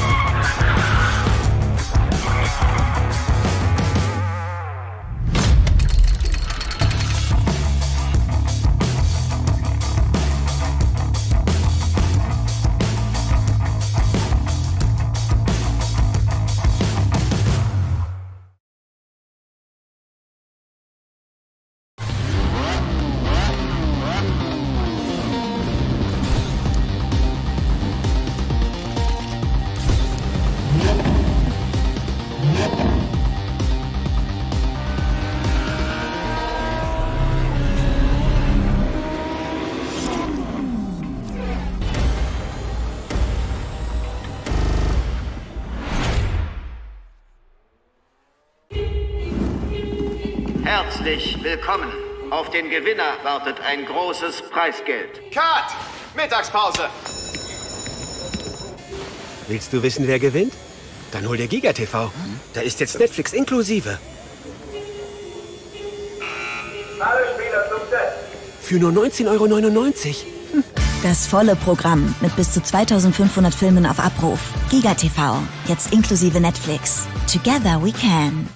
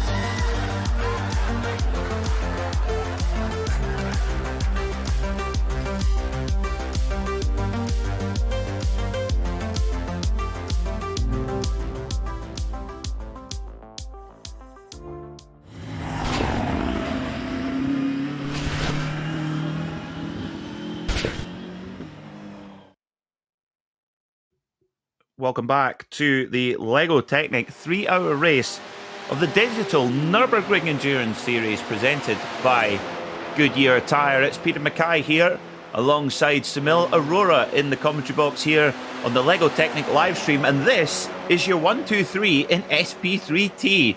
Team Heusingveld from Low Grip Racing, sorry, my apologies, Team Heusingveld from Corsim Racing with Low Grip Racing right there in third place. This has been the battle of the day, Samil. It's been amazing, and Heusingveld finally getting the upper hand on both these teams, but the question is, for how long? Because constantly, all of these three have been fighting hard and fighting fair and square. But that's the amazing part. We've seen HRT come in the middle and kind of disturb Code a little bit. It doesn't matter though, because all the time with TCRs, you end up seeing this lovely little train and they end up fighting so hard at the very end. I'm super pumped up to see how this battle eventually ends up, and the thing with TCRs is, more often than not, they're super clean, and when they're not clean, these cars are built like tanks. But Peter, I've got some news. Do you want to listen to why Walking Horse has that penalty and why essentially the top three cars of this race are all going to have big penalties? Do you want to know why? Do you know why? Go on. It's in qualifying, they entered the pit lane from the GP circuit, not from the Nordschleife. See, okay. And they've got a drive-through penalty for that. That is just such an irritating reason to get a penalty for. It's the simplest thing, but stuff happens, unfortunately. It does. You can see there Mala Porsche and Team BMW Bank going into the penalty box to serve their success penalties from the last race. Lauren Heinrich brings the number 88 Coanda Porsche in for service, as does Charlie Collins hopping out of the Lamborghini Huracan for LEGO Technic Esports. Volkenhorst BMW in as well, Team HRT Mercedes, BS Competition BMW as well, and Volkenhorst almost beating the Coanda Sim Sport Porsche out of pit lane, almost, but that drive-through penalty, of course, hanging over them. And that's just a matter of execution, really, than anything. That's a rule the team should know, and just a sloppy one there for Volkenhorst. Yeah, which is very un-Volkenhorst-like, because usually they're so sharp and precise about these things, and it just means that Coanda, Volkenhorst, LEGO Technic, they've got penalties, and that's the top 3 of this race, which means the BS Competition, again, they will be in P number 4 right now, but when they come out, I mean, they are net P number 1 as it stands. So BS Competition will be net P1, HRT will be net P2, Bank should be net P3, and MRS net P4, which means Mala are net P5, or somewhere around that region, considering how all these other 3 teams cycle out. But whatever it is deadly for Mala, because that's a lot of points being lost to HRT, who are currently penalty-free and in a really tight and really good spot. Well, don't write Mala Racing Team off just yet, because they are now penalty-free. They have served what they need to serve. They are 24 seconds back from Team HRT. So effectively, the good thing is, for our mathematical skills, is that basically whoever finishes ahead of Team HRT and Mala will win the championship, unless something very strange happens. So it's really down to the kind of time delta between them. So this next stint is mighty important. Rainer Talvar has jumped on board the Mala Porsche. He's taken over from Phil Dennis. Norbert Kiss has stayed on board the Team HRT Mercedes, as we've got a Talladega drag race on the Dottinger going on here. Wow. Last time we went 3 wide here, it did not end well, but this time, I suppose it will. That's a 3 wide in the Cup 2 category. And that's, isn't it? Yeah. Isn't that the Winwood car? Yes, that's an SP9 car. That's a full GT3 car, and it's got these Porsche Cup cars going just as fast on the straight. These Porsche Cup machines are absolute rocket ships in a straight line. Quite extraordinary, and they really draft well as well. So Timo Sunonen going, God, give me some braking zones, give me some corners so I can get away from these guys. And luckily there is some respite in terms of stoppages, so there is that. Finally, some breathing room for the Winwood car. My apologies, but yeah, luckily there was a bit of gap, and we didn't quite see any major damages go on in there. Seriously, that could have ended very, very badly. Now, a quick word on the drivers, right, about who stepped into the Mala car. It's Rainer Talvar. Rainer, so far this year, has raced for BS Competition, and he has been pretty consistent all the way through, but they are missing Ryan Barneveld, and we've seen so many times, Peter, in critical stints, Ryan Barneveld has been the go-to man for Mala. He's not racing for them today. Do you think that'll impact their ability to come back a little bit? Again, this by no means says that Rainer Talvar is a bad driver, but Ryan Barneveld is just kind of fit into that role so well so far this year for Mala. He'll be a big miss.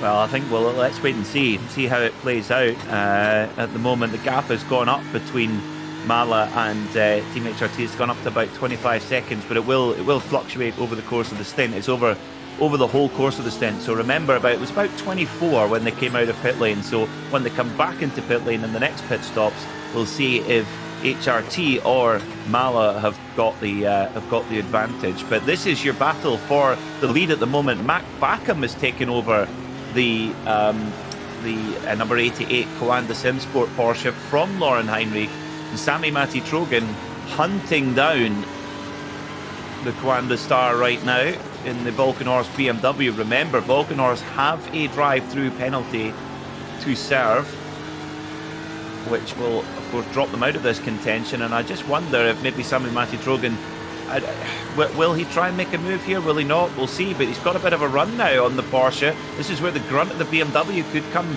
in handy. The Porsche's not really got the top end. And here he goes. Look at that mirror signal maneuver. Sammy Matthew Trogan using the Munich muscle to just breeze by on the Kesselchen.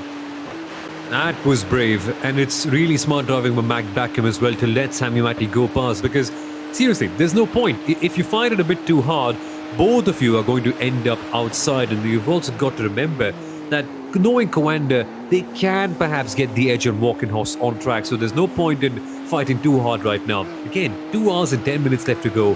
Why bother? Let him go past, maybe get back on him in terms of proper racing when you've got a good room in, let's say, at a place like Dottingham for that matter. So coming up to 1/3 distance here in the LEGO Technic 3-hour race. In fact, all of the SP9 cars have taken their opening pit stop of the day. Not too much change in strategy yet, but interestingly, Landgraf, the only crew that have really gone off strategy a little bit compared to everybody else. And again, there's a lot of curiosity about why Landgraf did that. No answer as such about what exactly happened. We didn't quite see them making any contact with anyone too, so it's really all just up in the air right now about why Landgraf stopped so early on in their stint. Maybe they could be backtracking, maybe they just had damage, who knows, maybe time will tell as things go on, but good to see battles going on in every class, not just SP9.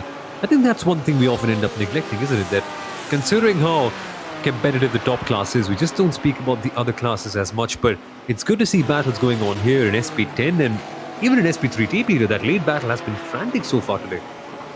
Yeah, I think Landgraf, I think they were actually forced to pit. Looking at the pit stop times, they've taken 30 seconds longer in the pit stops, in the pit box, than any of their rivals. So I do think it was a repair to take. So yes, I think that's why. Now we've got our first takers in SP10 for FIA GT4 machinery. Corsom Racing are in, as are Team RSO. These two cars really have been glued together, not just for all of this race, but all season long. It's been super to watch. It really has gone Corsom Racing's way in the races, but it has not been a domination, that is for certain.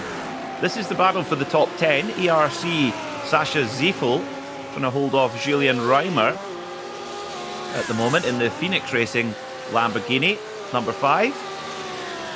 So although not able to run their familiar Audi, closest thing they could get was a Lamborghini Huracan. Runs the same engine, 5.2 litre V10 in that car. And what an engine it is. The fact that you can still buy a car with a normally aspirated V10 is for me, a very, very good thing. It is indeed, but I can only imagine what the taxes on that must be like. But again, it's dumb on me, because if you can buy a Lamborghini, you can certainly pay the taxes, can't you? Very good point. Yes, very good point. It must be pretty. It must be pretty hefty as well. It does make you think. I remember the 5.7 litre V10 in the Porsche Carrera GT. That's what an engine, which actually has very strong roots to the Footwork Formula One engine from the mid-90s.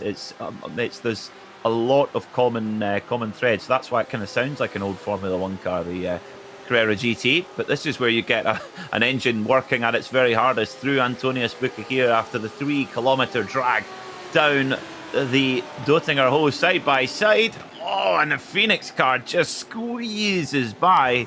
Oh my, oh my. Oof, Julian Reimer just getting through and no more there. This side just never gets old. Here, Garten, cars going side by side, one car squeezing past the other. This just never gets old, seriously.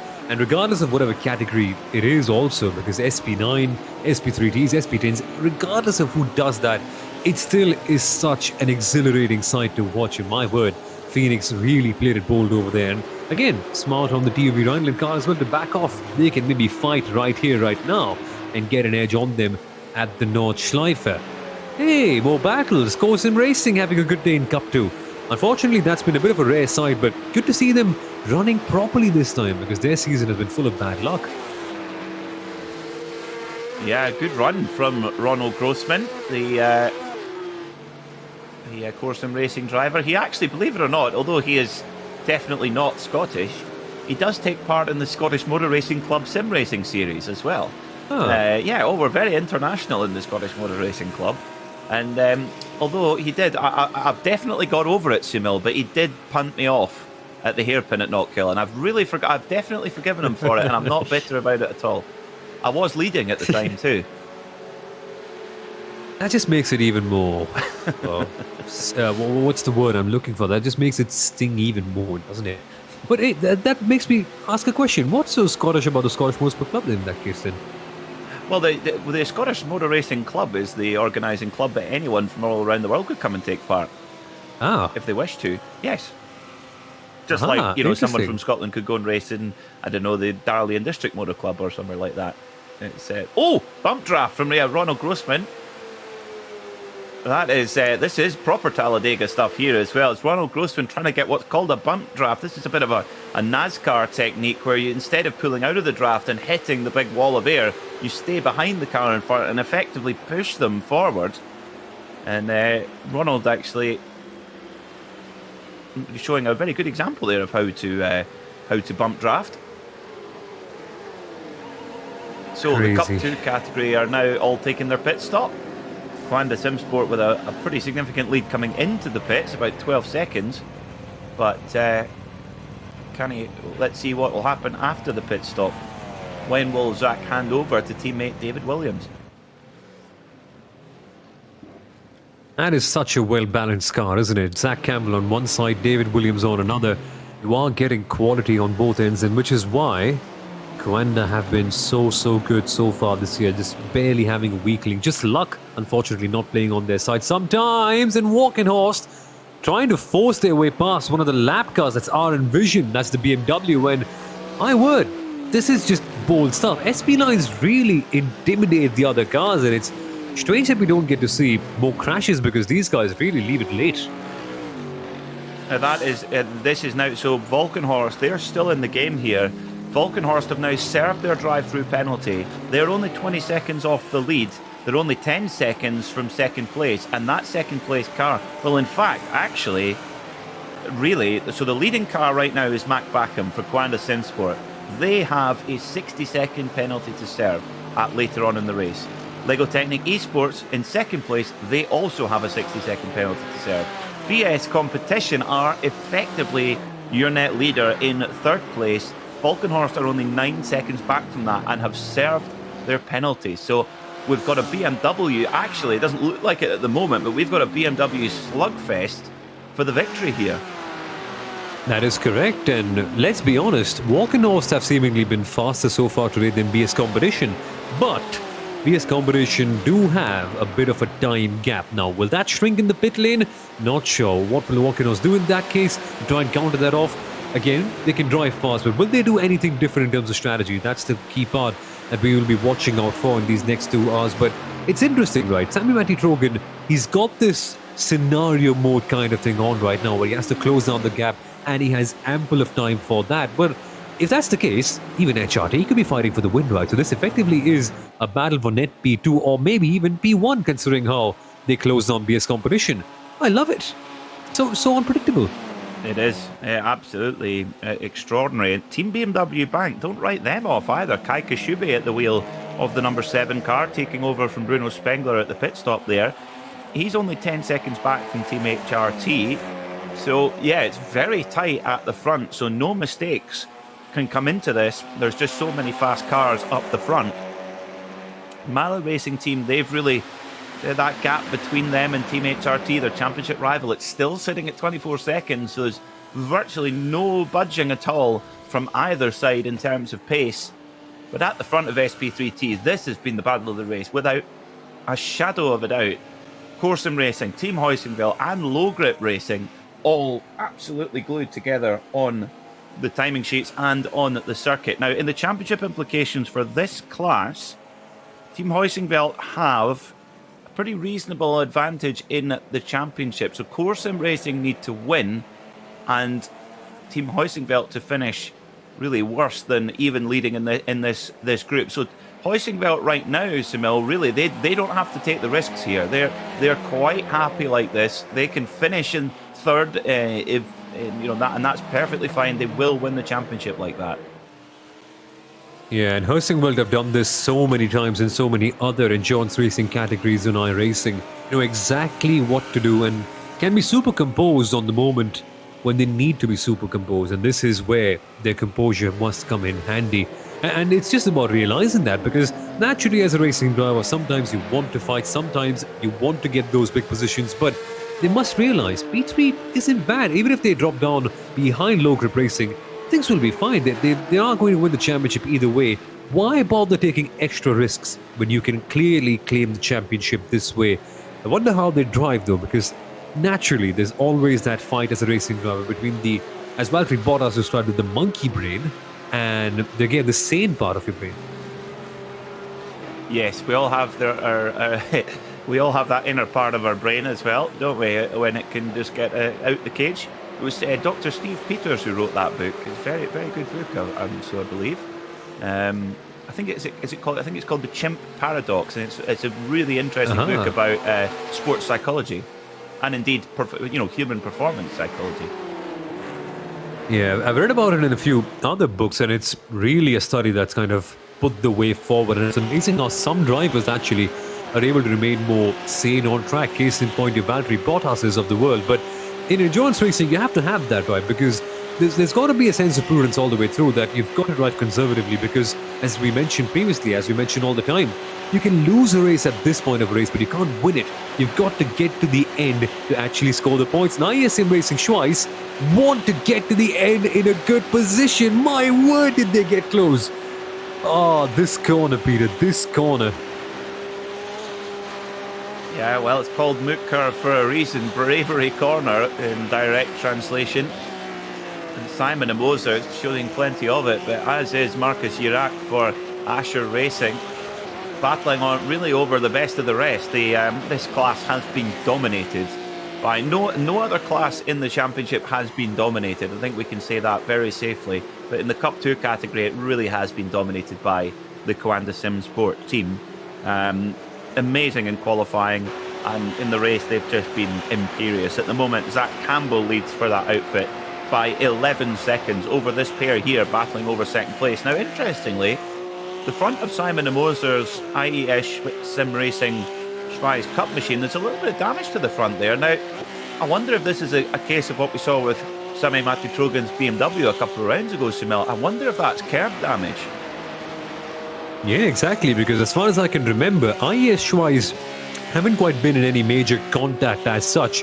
Again, it can either be curb damage or the fact that they might have made some contact with any other car, because they have been constantly in the heat of battle with some other car. So there's a good possibility for both of them. But either way, is it hampering them much? That's the big question. At least seemingly right now, not so much, because they're able to keep in terms with Asher Racing. But in the long run, that can be a few hundredths of a second constantly being chipping out of every single sector of your lap time. And when the battle is so heated, that will compound at the end. That will make a difference. Yes, it certainly will. We're riding on board here with Marcus Jirac as well, and you can see the level of concentration here, and you can they're using what looks like a direct drive wheel, which has an incredible amount of feedback force. You've really got to hang on to it, and you can actually see Marcus running with sparkle gloves there, keep a good grip on the steering wheel. You'll actually see just there shift lights going on, just like you would get in a real world racing car. You can see the shift lights telling him when to click up a gear on that Porsche 992 Cup machine. Of course, naturally aspirated flat 6 engine in the back of that car, 4 litre, so it can really it really does scream, and very, very high rev range. Proper racing motor in the back of that car.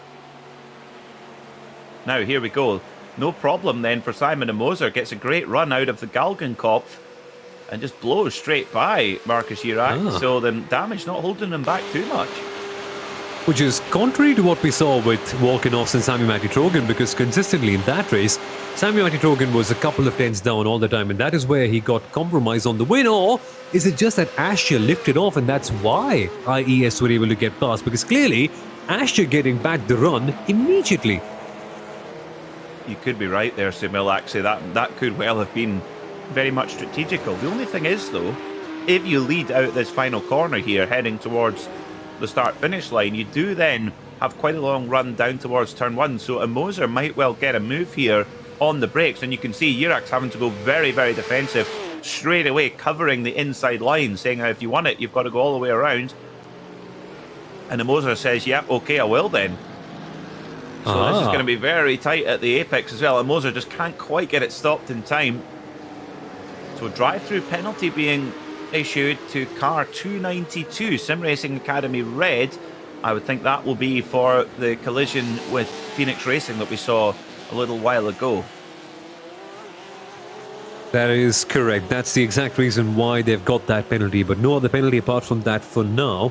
And this has impacted both teams quite badly, and of course, well-deserved at the very end. The stewards have been very prompt with these decisions all the way through so far today. And, well, that's so many penalties here today, Peter. I think around about 8 or 9? And it's only been an hour since the race has begun.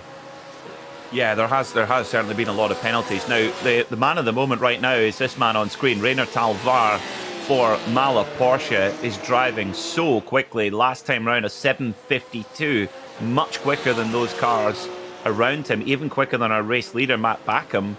And Talvar has now dropped that gap down towards the Team HRT Mercedes in 5th to just 21 seconds. So he's taken 3 seconds out of it. Why is that important? Well, it's Team HRT Mercedes who lead the championship by just a point from Team Mala Porsche. So Mala Porsche have got to win.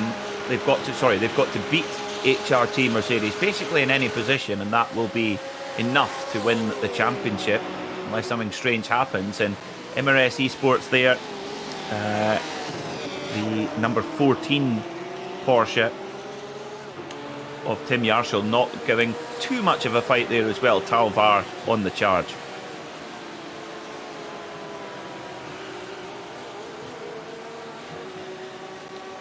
So an hour and 50 minutes to go here in the 3-hour Lego Technic race. So the digital Nürburgring Endurance Series presented by Goodyear Tyre. We ride on board with Sami Matti Drogen.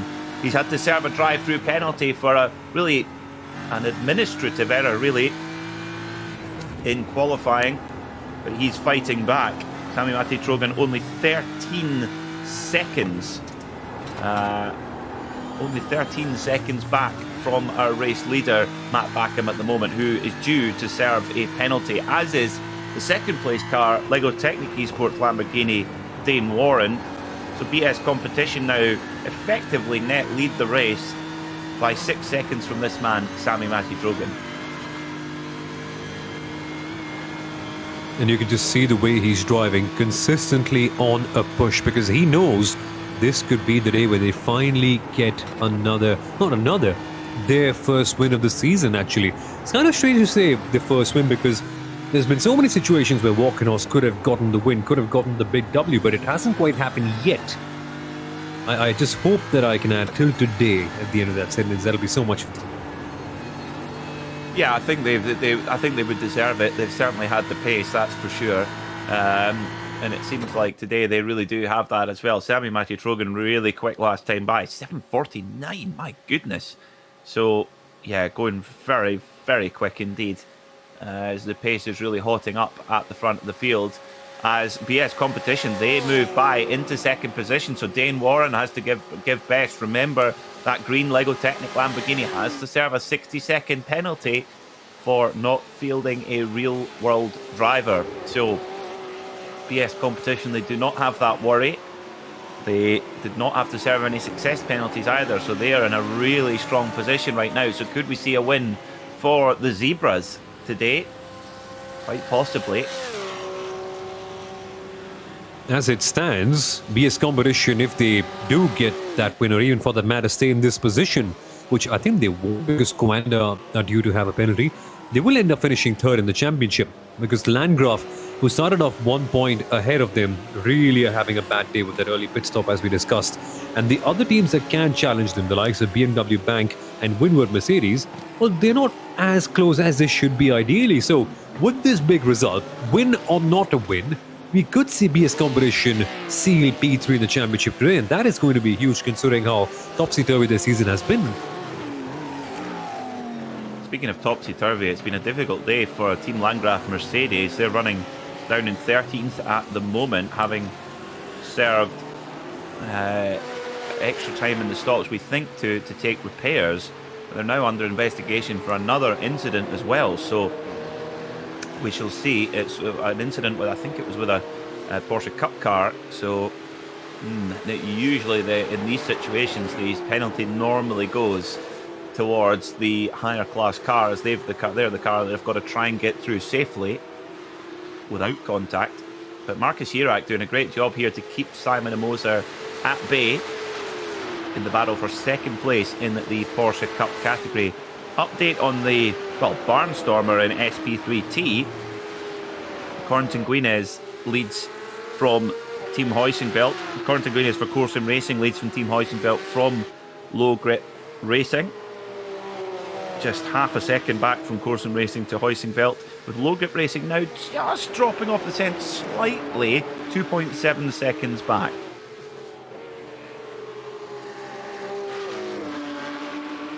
I hope it's not a permanent fallback in this one, because that battle has been the one to watch out for so far today, considering how the fighting has been. But I'm sure they'll come back. TCRs, more often than not, end up in a train throughout the end of the race eventually. And so, if we can see Low Grip Racing put up a big fight, it'll be huge for them as well, because so far this year, I think they've had some good results, but none of this caliber. In fact, Low Grip Racing, if I am not mistaken, are P4, and their best result, I think, has been around P3 or P4, somewhere around that region. So a podium for them today will be huge in terms of the title. They may actually end up overshadowing... No, they won't end up overshadowing Marshmallow. My apologies. I just got a bit too eager in that case. Yeah, they've had 2 third places so far, have Low Grip Racing. So yes, this would be to get a third podium out of 5, I think would be very impressive indeed. But they're right there in the hunt for the victory at the moment, showing they've got a lot of pace out there. So lap times last time around, Matt Backham a 7:54.413. Compare that to the BS competition number 89 of Julian Kesselhout, 7:51. So 3 seconds taken out of the lead there from Kesselhout. Dane Warren a 7:53 in third for Lego Technic Esports. Walkenhorst Motorsport in fourth. Sami Matti Trogan a 7:50. So he's really the man on the move. He's making up for lost time from that drive-through penalty very well indeed. Right on board with Dennis R.S. Fabry. You can see Dennis's Crocs there at the side of his simulator. I like the Porsche shirt though, that's cool. Yeah, not first sure time of I've the seen Crocs, but the Porsche shirt, yes. To make it even more sweeter, socks with Crocs. That'll be a bit absurd, but hey, whatever. That's beyond the point. The point is, the battle right here between them and WNS eMotorsport is tremendous. Yet again, 2 cars going side by side, heading into Tiergarten roundabout now, and will they go home safely? They do, but who gets it? They all get through clean anyway, through Tiergarten once again. It really is a white knuckle ride when you come up absolutely flat out in 6th gear and then try and get the car slowed down to probably about 2nd or 3rd gear in these Porsche Cup cars, and then exit through onto the start-finish straight at the Grand Prix circuit. And then you've got another big braking zone here, almost down to walking pace at the hairpin before heading into the stadium section. Good place to watch there. Always likely to see a little bit of overtaking, a little bit of argy-bargy normally. And the gap is coming down all the time for the lead. BS competition now only 5.8 seconds back from Kwanda Simsport in the lead. And as we mentioned, Kwanda Simsport have a significant 60-second penalty hanging over them. So that will really take them out the hunt, as will Lego Technic. They will drop down out of the hunt as well. But Mahler Racing Team... Mahler Racing Team, I think, on the last lap, may have hit a couple of issues. No, ignore that. No, I'm looking at the wrong one. No, 20 seconds now, the gap between Team HRT in 5th Mala Racing in 7th. That's the battle for the championship, don't forget. So if things finish as they are, Team HRT would win the championship. And a word on BS competition space. So far, we're seeing this big difference in lap times where sometimes BS competition are a couple of tenths faster. The last time out, Coanda were 2 seconds faster. This is all on merit. There's no difference in tires or fuel, or at least not a major difference in fuel, that is, because most teams, and I say most because only one team has stopped for 1 minute, and that's, I think, Artal Motorsport Reparix, because they had some damage to fix in. But almost every team has stopped around the 30-second margin, which means that all of them are on similar strategies, which means that the pace difference is purely down to the driver, not so much on tires or fuel, which is incredible to see that Mac Backham was able to go 2 seconds faster than BS competition behind. No, Matt Backham went slower last time round by 3 seconds. Has he? I'm sorry, I'm reading the wrong section. You're looking of the at the time best lap, yes. I'm looking at the best lap. My apologies, Yes. yeah. So yeah, But yeah, again, that's a good point. Well, that I think it shows you the Heinrich factor as well. I mean, the fastest lap of the Yeah. race set by Lauren Heinrich, 7:49.770, quite remarkable. 7:51.375, the best for BS competition. The only thing is, Warren, now this also thing we should say for Matt Backham is, I'm not sure if we'd have seen a new set of tyres going on for Matt Backham. So Matt Backham could be on old tyres here. but if he is, everyone is as well, because the strategies for every single Yes, team good are point. exactly the same. A good point, yes, very, very good point indeed. But we shouldn't say, oh, why is Matt Backham 5 seconds slower than Lauren Heinrich? It's definitely a lot easier to do on the new tyres as it is on the old ones as well. So, but you're absolutely right, Samil. All the drivers effectively on a level playing field right now, and all of our leading cars all within inside of each other on the Dotinger Ho. And the Lego Technic Lamborghini seems maybe just a tiny bit of front bumper damage, or is that just the paint scheme? Hard to tell there as well. But it's such a pity. We've seen Coanda Simsport dominate on pace. We've seen them have really impressive runs, but to say they've not had the results to show for it would be maybe even understating it, really. Yeah, they've been fighting for wins for, including this race, 3 out of 5 races this year. 3 out of 5. Imagine fighting for 3 out of 5 race wins in a season and being nowhere close to the top 10. In fact, Coanda are last, dead last in the championship. But they've been fighting for wins in 3 races out of 5. It just baffles my mind as to how things have unraveled for them, unfortunately. Firstly, with that Josh Rogers accident in the second race, where, again, racing instinct kicked in, Rogers made a slight error, and that cost him the whole race. It happens, right? That's normal. But then the penalty from last time, and then the penalty in this one as well, I don't know. Coanda, they should have been champions, right? Considering the kind of pace they've shown so far in every single race they've properly competed in, they should be fighting for the title. They shouldn't be back down over there. But yeah, stuff. And the administrative stuff as well, of not getting a real-world driver. Yeah, I think last time out that was definitely something that could have been avoided. But yeah, Lauren Heinrich not being classed as a real world driver, that is really, really odd, I have to say. But this is Matt Backham on board here. He's at the Coanda Simsport house. The team actually have their own permanent residence where a lot of the drivers live full time and can live and breathe sim racing. And it really works. We've seen a couple of other teams kind of follow that pattern. Apex Racing Team, for one, have followed that pattern with their sim racing centre in Corby in the Midlands in England, and it certainly appears to have had results for them. Smell with their Porsche Tacor Esports Super Cup results definitely improving. Yeah, exactly, it makes a world of difference. I think even Altus Esports have tried to create similar environment back in Australia, and Red Bull Racing, the esports side of Red Bull, not the esports side of Red Bull Racing, but the esports side of Red Bull in general, they're also planning something very similar in the UK as well, where not just the Red Bull sim racing team, but also all the other Red Bull esports athletes will be living together and working together. And imagine how many ideas can bounce around from the sim racing drivers to, let's say, the Valorant players or the CS players or Dota, whatever. Imagine so many techniques that they can learn from each other. It'll be such an interesting environment to be a part of as you live and breathe the world of esports. And yes, the equipment might be different, the approach to playing might be different, but there certainly are things that you can learn from each other, right? And knowing Red Bull, I think they made a documentary also on the physical side of esports about how they train their athletes to be better physically so that they can have better concentration spans and make less of these decisive errors.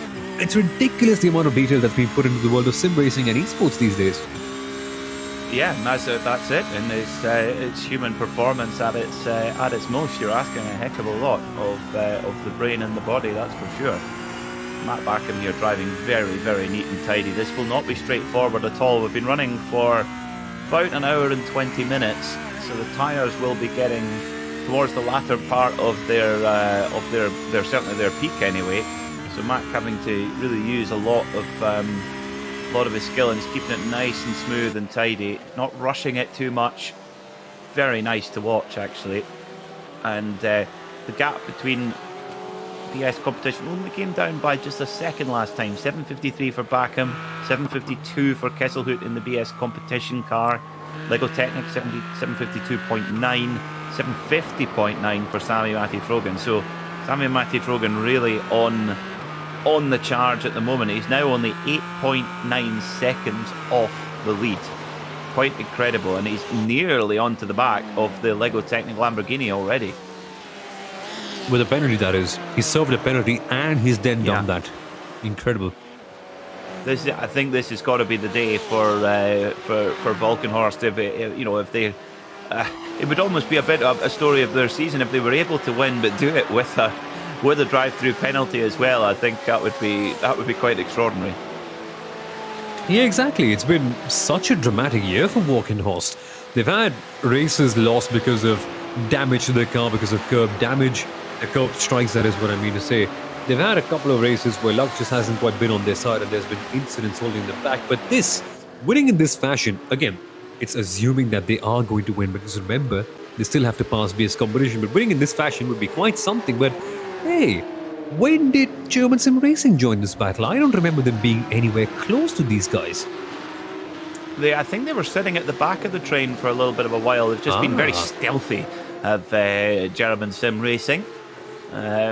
Interestingly, so they've starting to come to the fore now at the moment. German Sim Racing, the 246 machine in that cup category. That's Lucas Lippert driving that car, trying to chase him down. Marcus Jirak in second position. Zach Campbell, he is 16 seconds up the road from these guys, and we're talking some of the cream of the crop in this car on this circuit. Zach Campbell just proving how special he is. And yeah, last night winning a race of the Porsche Tag Heuer Esports Super Cup, which really is seen as the very highest level of virtual motorsport, particularly in the iRacing world.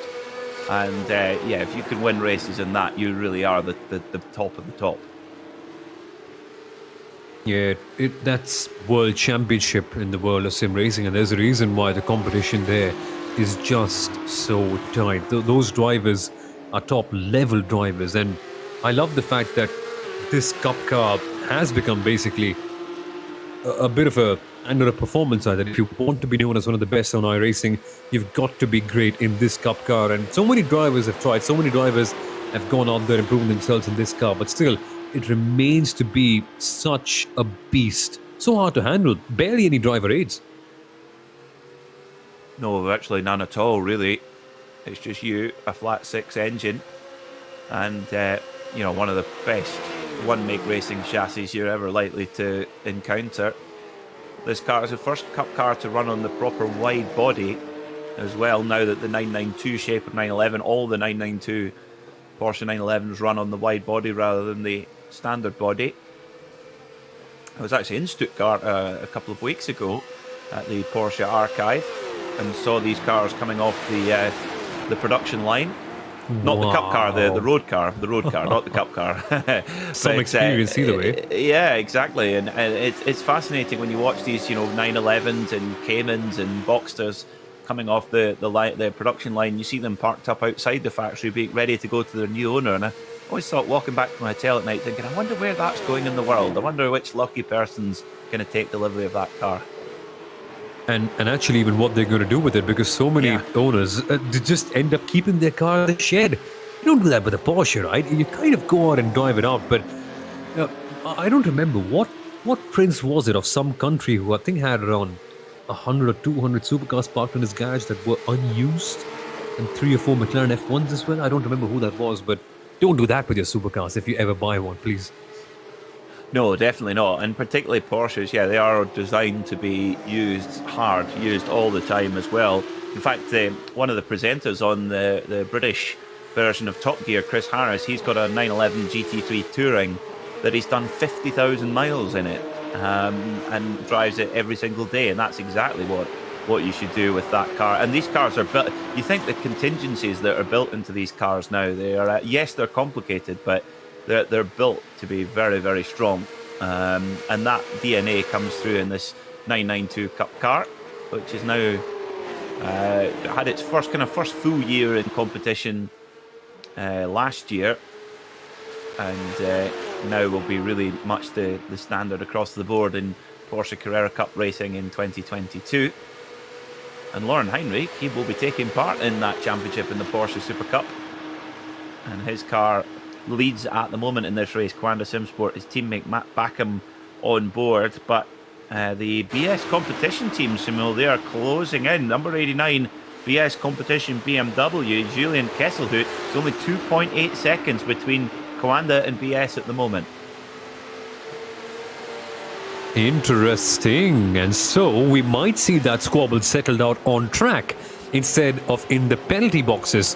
I like that. I want to see them fight. And inevitably, Coanda will do the smart thing and let BS go past, because again, there's no point of them fighting it out this way, right? Because eventually they are going to get the penalty. But if we do have a little bit of a fight, let's say Coanda trying to hold BS competition down, hook me up for it. This is going to be fun. This is going to be interesting to see what they eventually do. But I think they are going to go the smarter route, aren't they?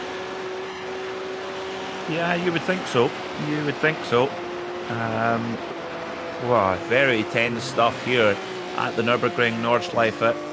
Just an hour and a half to go. This is half race distance here in the Lego Technic 3-hour race, part of the digital Nürburgring Endurance Series presented by Goodyear Tyre. And, well, the battle all comes down to the 4th placed car at the moment, Mercedes AMG Esports Team HRT, driven by Norbert Kiss. Just 19 seconds further down the road in 6th is the number 91 Mahler Racing Porsche team, driven by Rainer Talvar. Now, those two cars are important. Whoever finishes ahead will be your champion in SP9. So, in the top class. Who will come out on top? Well, there's a lot of racing to happen, but at the moment, Team HRT seemingly in control. And Norbert Kiss will be now likely be handing over. He's got a choice. He can either hand over to Florian Denzler or Danny Giosa. Not a bad choice to have. Yeah, traditionally it's been Florian Denzler doing the middle part of the race, and then at the very end it's been Danny Giosa going out there and wrapping off the race, and he's done that so well so many times. I remember the first race of the season, and I think everyone will remember the first race of the season, where they had that killer battle with Mahler Racing that Giosa was eventually able to secure the win for. And that was just tremendous, right? The way they were able to fight off. And with HRT, that's the point. Both of their sim racing drivers are super stable and are super secure in terms of taking the car right down to the very end. But I've always wondered, Peter, let's say you're Rainer Talvar, right? Let's say you're racing for Mahler today. A couple of weeks ago, you were racing for BS competition. Let's say if Mahler end up winning the championship, would Rainer say that, well, I'm a DNLS champion or not? Because it's a bit of a silly situation, right? 4 races of the year, he was a BS competition, 1 race with Mahler. He ends up winning the championship with Mahler with that one. How do you call it? Can you call yourself a DNLS champion? Because there's been such a revolving door of drivers all the way through. Yeah, that's a good point, actually. Really, it's if the car wins the championship. I mean, yeah, it definitely has been a revolving door. The most common driver in the car would be Phil Denez, although he hasn't done every race either. So in terms of drivers' championship, that's a very good point, actually, how that's figured out. Because if you look at Team HRT, I Again, I think Florian Denzler is the only driver in that car who's done every round, because Danny missed a round. So, and of course they've had Norbert Kiss for some rounds, but Daniel Juncadella for others. So, yeah, it has been a bit of a mixed bag. It's funny. Again, it just makes me wonder who gets to call themselves a DNLS champion. It's a lot more simpler in the Cup 2 category, or for that matter, even SP10 or SP3T, because the drivers over there have largely remained the same, but it's baffling. It is a bit. Well, we know we can at least name the team that will be the victor. Now, this is the battle for SP3T, and Huizenveld have got back in front. Of course, I'm racing once more. So, in the number 404 Team Huizenwind car, Fabian Siegmann is taking the lead from Corentin Guinez. And that is your gap. You don't need a time and scream for that. It's, well, a couple of paces. That's the difference between those two. Now, they have dropped Low Grip Racing, who are about 7 seconds further back. So, that, in fact, is even better news for Team Huizenveld, because they don't really need to take a great deal of risk here. If they finish third, even if Corsom Racing win, they'll still be champions. Exactly. So Huizenveld can take it easy, but I don't think they are. They're still racing for it quite well, and seeing them in P number 1 seems familiar. I like this, right? It's good to see two teams battling it out against each other all the year round, and that's been the case with Huizenveld and Co in SP3T and RSO and Co in SP10. Lovely. I love these one-on-one battles because you get to track them all the way through to the very end. But one thing I'm not really sure about is Fabian Siegmann. I don't think he was there in the car for any other round, is it? Because I don't remember him being on the entry list. But straight away, if that's the case, he's come on in and made a heavy impact. That is some tremendous driving to be leading this race so well. Absolutely. Well, we could see the SP9 cars coming into pit lane very soon. They're getting towards the end of their 6th lap, but here comes Corentin Guinez. Is he going to go for the bump draft? Yep, looks like it. You can actually see the sound resonating out the back of the Team Huizenveld Audi. Wow, quite incredible detail there on our cameras. You can just listen to Guinez there, just taking his time on those gear changes, lifting off that little bit early, and then trying to keep that momentum up as much as he can. And still, Siegmann hangs on from Guinez. Guinez is so fast in these TCR machines, as is his teammate Kieran Harrison. And there you can listen to it very clearly. Corentin Guinez on the real lift and co, so definitely playing the fuel strategy. But we've got a change of leader just as we come into the pit stop. BS Competition leads the race from Coanda Simsport as they come into the pit stop. Now Matt Backham, to rub salt into the wound here, will have to come and serve his 60-second penalty. Now, can that be served in his pit box while doing work? I'm not sure. I think it can actually, Simil. Wait, I think as far as I know, penalties are only servable in the penalty box, aren't they? Yeah, that's what I thought, but then I don't know, not sure. But we've got a pit party going on here. Norbert Kiss brings the Team HRT Mercedes in after yet another solid stint, as does Dane Warren with the Lego Technic Lamborghini. BS Competition BMW come in, as do Team BMW Bank. Now, where is the Mala Racing Porsche? There it is. As Reynard Talvar comes into pit road. Team HRT taking tyres here. So they go up on the jacks to put a new set of boots on, as do Lego Technic Lamborghini. I would expect that we'll see the other teams mimicking that strategy. Team BMW Bank going up on the jack, so they're taking tyres, as do BS Competition. Off they go. And I've got a feeling that Coanda Simsport Porsche, they're taking their longer stop there as well, filling up the fuel and getting back going, and a fresh Lauren Heinrich on board. Kind of fun that everyone's using the same strategy card right now, right? That normally in the last couple of races we saw some teams alternating with this approach, that some teams took their shorter stop second time out or short stop first time around. It's funny that over here, it's been universal. Everyone's done the same thing at the same time. Kind of makes our job easier as commentators, but again, you want to see more variation, you want to see more excitement, and it seems like there is limited amounts of that, or is there? Because Walkenhorst, Peter, they stop for 47 seconds, all the others around 55, 1 minute, there or thereabouts. So there is some variation over there. So I think Walkenhorst and HRT are on a similar strategy. 47 seconds for Walkenhorst, 52 seconds for HRT, around 55, 1 minute for all the others. So still not major variation, just Walkenhorst standing out right there. I think 2 tires perhaps, is that the way they've gone? It seems like it, yeah. There's such a gap. 15 seconds of gap is quite a lot. So yes, I think the Walkenhorst car, they've gone for just 2 tyres.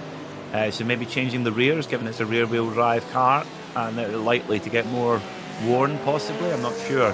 But yeah, it looks like Walkenhorst have gone for just 2 tyres, or potentially none at all. Actually, no, because I reckon it's 2. You're right, because the tank of fuel is about 30 seconds, and then you're another 30 seconds after that for the tyres. So yes, with 47 seconds in the lane, that would indicate yes, fuel plus 2 tyres. So interesting stuff here. The strategy permutations. Rainer Talvar has stayed on board the Mala Porsche. Driver change in the Walkenhorst car. Dominic Stabe is taking over from Sami Matti-Trogen. Julian Kesselhout has stayed in the BS competition BMW. Lauren Heinrich has got on board the Quanda SimSport Porsche. Florian Denzler, like we thought, has got into the HRT Mercedes. And Charlie Collins is back on board the Lego Technic eSports machine. Kai Kashube taking over the Team BMW bank car. So, we've got a battle at the front here then with these 2 snarling BMWs. Walkenhorst lead by 4.4 seconds.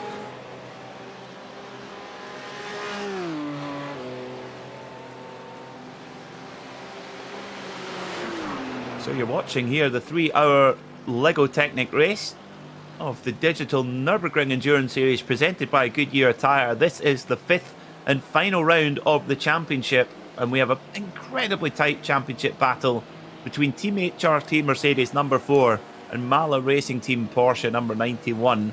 Whoever finishes ahead of those 2 will likely be the overall SP9 champion. And at the moment, they're separated by 21 seconds. So that gap is very much steady between those 2. However, HRT taking a 10 seconds less time in the pit box last time by. So maybe that gap, Simil, is tighter than we think. Exactly, could be artificial. It's around 52.8 seconds, and I can't tell if it's exactly 2 or 4 tires. I think ideally it should be around 2, because I think 4 tires takes around 55 seconds, doesn't it? So it's a bit confusing about exactly what HRT have done, but we shall find out in terms of how they drive and what sort of pace they show in these next laps. Yeah, it's going to be quite interesting to see that. Your leader in Cup 2 at the moment is IES Sim Racing's Fries Cup from Peter Bonk Performance, but Quanda SimSport have a pit stop in hand. They've done their second pit stop, so they will hop back into the lead there at the moment. In SP10, it's Carl Janssen who leads from Team RS O'Neill's Lawrence by 8 seconds. So all of a sudden, Corsim Racing have opened up quite a gap in SP10, interestingly. With SP3T for TCR Machinery, well, Team Heusenfeld lead by just a quarter of a second from Corsim Racing. Corentin Guinez driving there, with the Low Grip Racing team sitting in third, about 12 seconds off the lead at the moment. So confirmation on screen there, Corsim Racing there, quite significant lead. And Schütz Sim Racing, their BMW, they're up to third. Also WNSE Motorsport in fourth there in SP10. So there's definitely a stronger performance from the BMW. Still, it's all about Corsim Racing and Team RSO Porsche, but BMW definitely improving with every race here in the SP10. Could we see them get a podium possibly?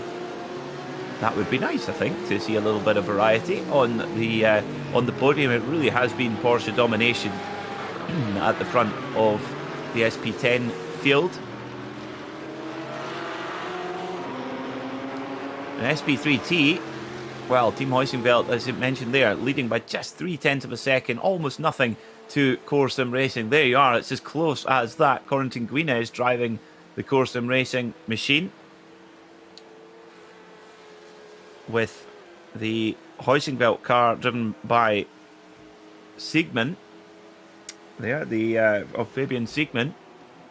It's about about 12 to 13 second gap from Low Grip Racing at the moment. Marshmallow Racing a little bit further off the pace there in 4th. But we'll be right back with the rest of the action of the 3-hour race of the LEGO Technic.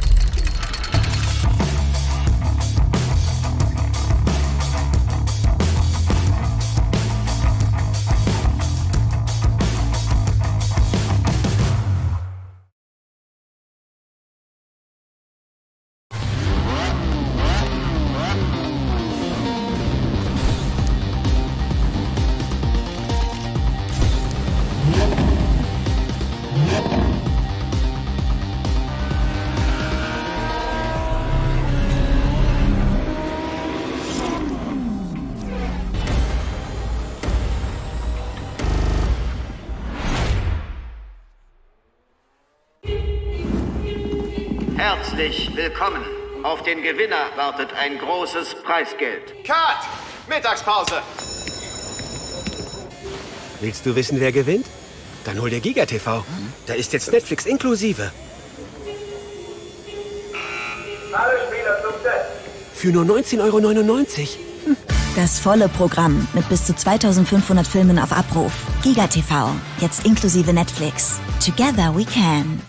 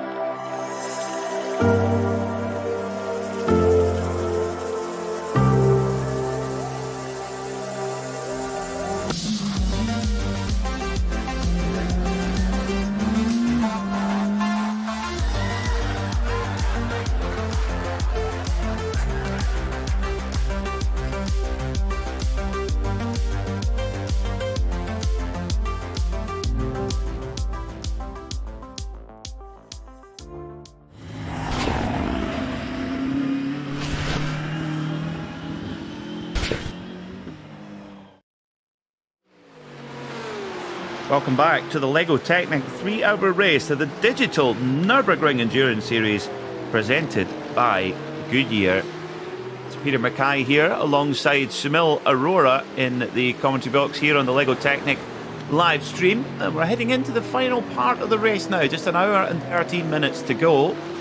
And the showdown between HRT, Mercedes and Malo Racing rages on the timing sheets, at least, with, well, the gap now sitting at about 26 seconds between those two championship rivals.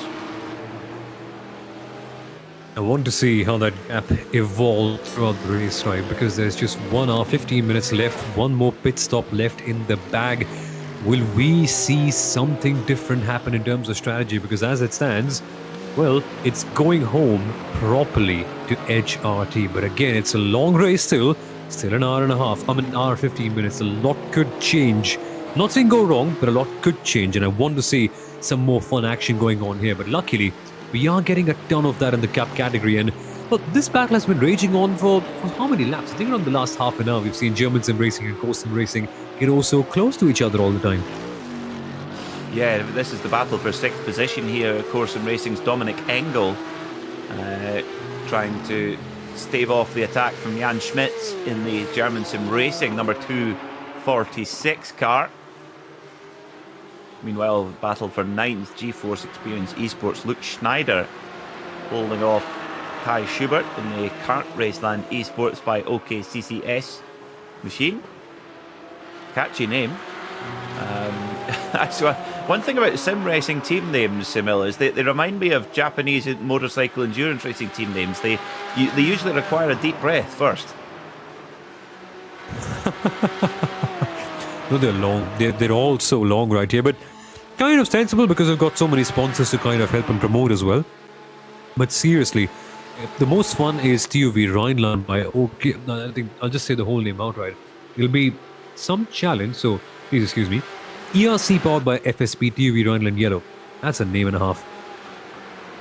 Well, we have Deutsche Payment Esports DNLS 287 as well, or Mercedes AMG Esports Team M&J Performance by HRT. I think they use up the most real estate on our timing screen. That's for sure. It's it's kind of funny because here in a part of India, they have this tradition of writing everything in their names. So I think for most South Indian people, they've got their whole name, the name of their town, the name of their parents, their grandparents, what they used to do as well, all a part of their whole name. If you ask them your whole name, they actually might end up go on for hours on that, but they just kind of condense it down to the name and their father's name eventually. But seriously, long names seem to be a bit of a trend right here. How about keeping it simple, like Goodyear Esports? That's easy. We like that. We like that. That's for sure. It's whoa, big draft there from Kai Schubert, straight by. Or has he? Has he got it done in time over Luke Schneider? Yes. Just going into the Tiergarten, and you can see that's certainly heart-raising there. Working hard behind the wheel. These they're quite interesting cars to drive, these 718 Cayman GT4 Club Sports. They're very similar to the Cayman GT4 road car. About 80% of the road car parts and 20% bespoke race car parts, but it's a relatively heavy machine. It's about 1,300 kilograms. It's only about 100 kilograms less than the road car. So they're actually, although they have about 450 horsepower, they've not got a lot of power for the weight. So it's a real momentum car. You've really got to have quite an efficient driving style. As Kai Schubert goes for another little look up the inside as the Lippert Racing Porsche Cup car tries to make its way through. But the thing is, Simil, there is no way through it. They're side by side in front.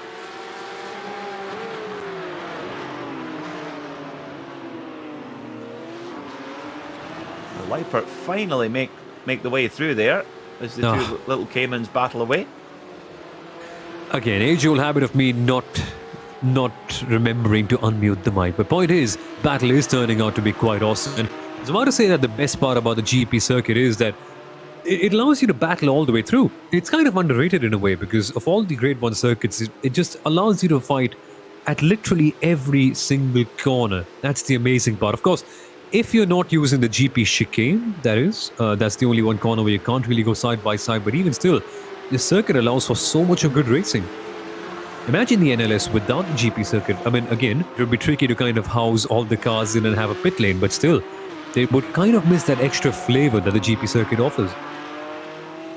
Yeah, I think it's a good opportunity for for drivers to make a move, and also good for spectators as well, who want the kind of convenience of being in a grandstand and a cover over their head, rather than the diehards out at Brunchen and Esbach and places like that.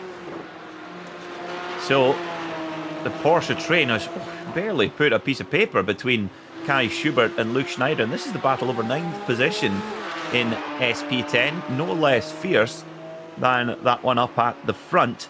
But the gap, speaking of the front, the gap at the front in SP9, well, only 2.7 seconds now, Semil, separating those two.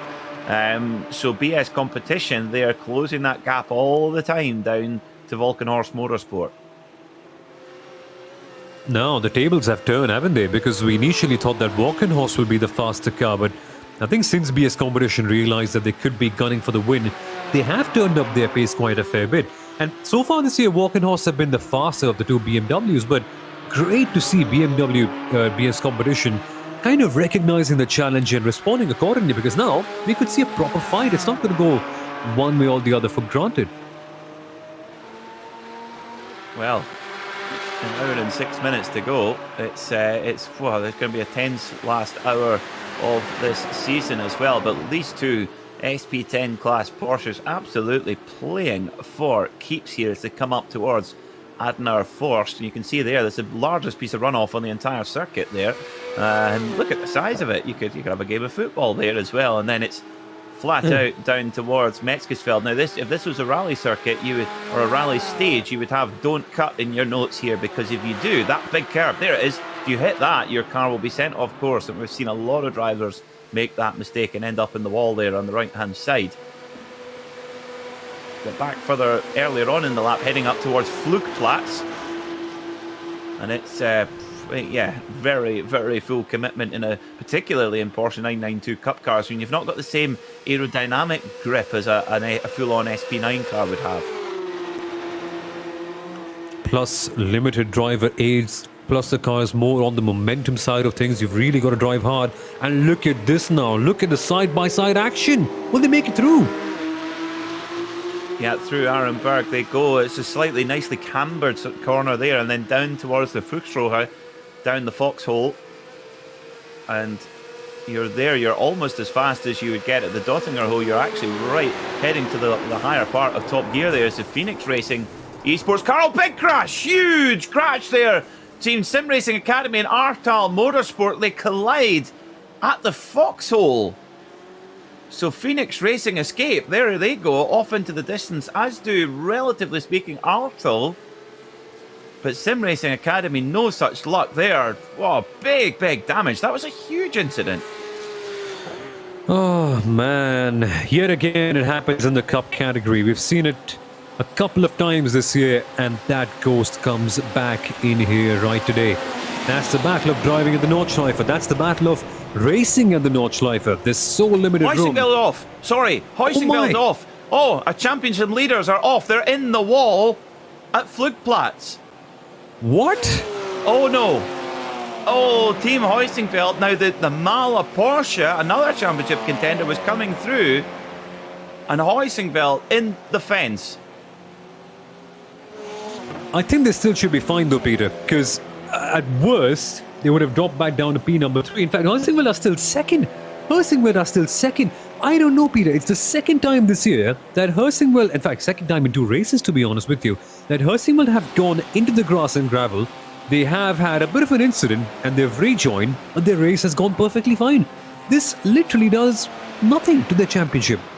I mean, it drops them down by 1 point, but it does nothing, because in the championship they've got an almost unassailable lead. How, again, second time that Heusingveld have gone off and have survived properly. Yeah, do not forget though, if they've got damage and got to come to the pits, there'll be a whole different story. So it's we'll get a look at both of those incidents on our Goodyear replay. Here we go then. So this is what happens. So the Phoenix Racing car makes its way through. Arto Racing are in the middle, and really, yeah, just get drilled by Sim Racing Academy. Yeah. It's a bit silly, really. But anyway, we'll try and get a look as well on our Goodyear replay of the TCR incident there with Team Heusingveld. But yeah, if they've got damage, Team Heusingveld, then they could be in trouble. But the one thing we know about this Audi RS3 TCR is it has a reputation for being a bit of a tank. So if there's any car that can take a hit, it's this one. Yep, exactly. That's why Heusinkveld were able to survive the last time out as well. This is just a tank of a car and just won't get damaged regardless of what you do. I mean, it will be on the point, but with incidents like this one, I doubt that it will make a difference to their race. And we shall keep you updated on what kind of pace Heusinkveld are doing. Obviously, this lap will be a bit slower, but after that, maybe we'll get a bit of an idea about how Heusinkveld are doing, because last time out, it made little to no difference. Yeah, there doesn't even seem to be a great deal of damage, but that is a really fast corner there at Flugplatz, and clattered into the wall at a pretty significant rate. The only saving grace might be if they hit the tyres rather than the actual Armco barrier, as the Team 75 Bernhard machine goes through, as a number of other Porsche Cup car category machines are in taking their service at the moment. Very busy in pit lane. Right. Let's see what happens. So, Heusinkveld in the lead. Here comes Mala Porsche. Oh, now. Tricky one there, Sumil. If there was contact, it was incredibly slight, but there might have even been a bit of digital aero wake in there, a little bit of netcode possibly.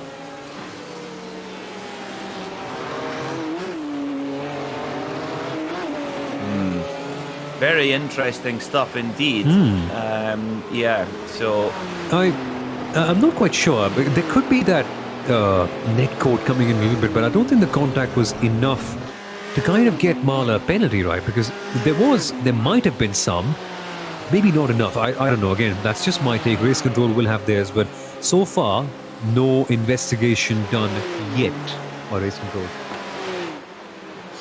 It's going to be very interesting to see what view Race Control take on that one, actually. Very interesting. To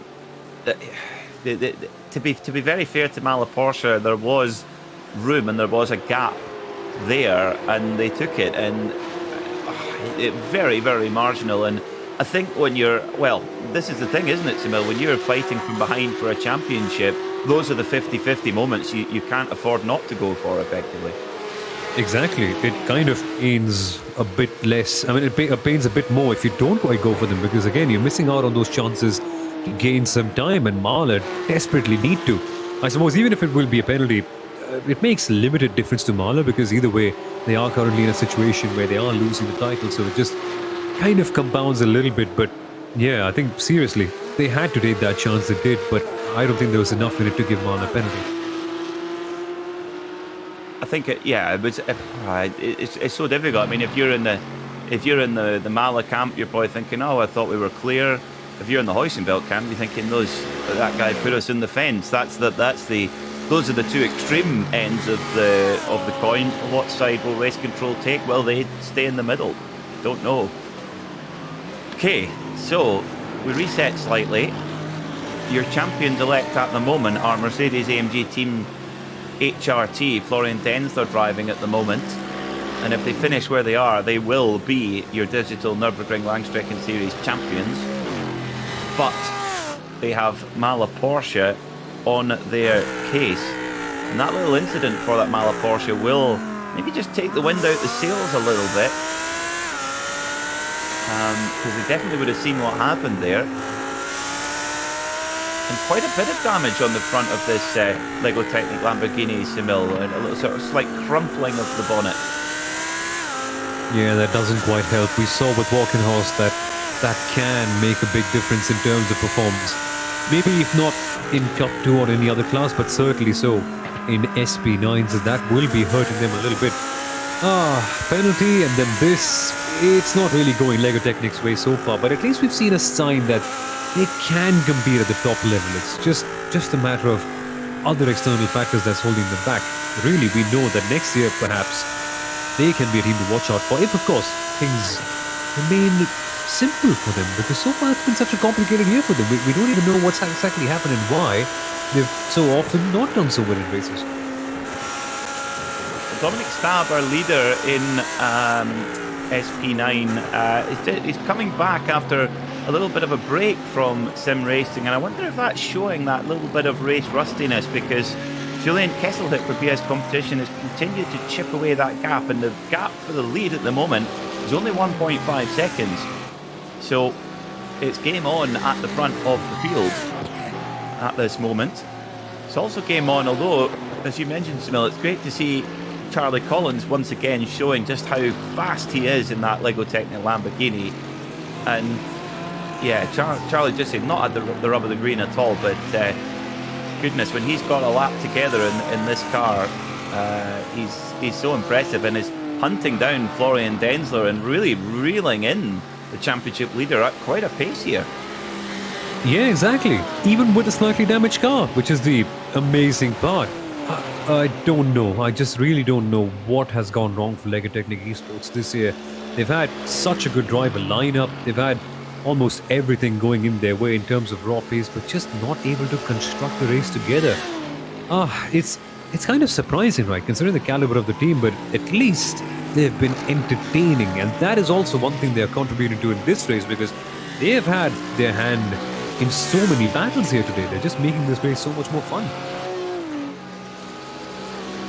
So, foursome racing in TCR. Well, good news for fans of the Team Heusingveld car that was involved in that incident on the last lap. They have not come into the pits on that last lap around. So that must indicate, Simil, that even if there is any damage, it's not bad enough to force them to come to pit lane. Who's that off in the background? No, oh wait a minute, is that a car that I see? Seems like one, or at least a Porsche for that matter. I'm not sure. I wonder, was it a Porsche Cup car? Not sure. I just missed it there at the back of the shot. But Charlie Collins right onto the back of Florian Denzler, but not able to find a way back. Yes, and this is really not what Florian Denzler needs. He needs a nice calm run to the flag. They do have a decent advantage, about 20 seconds over their championship rival Mala Porsche. And the thing is, not only are LEGO Technic Esports not in the championship fight, they also have a 60-second penalty to serve. So I would think if you're the Team HRT manager, you get on the radio to Florian Denzler and you just say, just wave him by. There's no need to get involved in any kind of incident here. Yeah, and I don't think it's kind of slowing HRT down, right? Because they're the car in front. They are not actively battling. They are, passively battling in a way because they're close by and everything. But I don't think it's kind of changing their driving style in a way. If anything, if LEGO Technic attack a bit too heavily, I think they'll just let them go past. Florian Denzler will recognize that there's no need to fight this fight. And that's the thing, right? In endurance racing, kind of easy to say, right? You're sitting in a lovely air-conditioned room but not driving. But you have to know how to pick your fights. And on track, considering everything that's going on, considering how quickly you're driving, that kind of decision can be hard to take, because the first instinct is just drive fast and don't let anyone go past.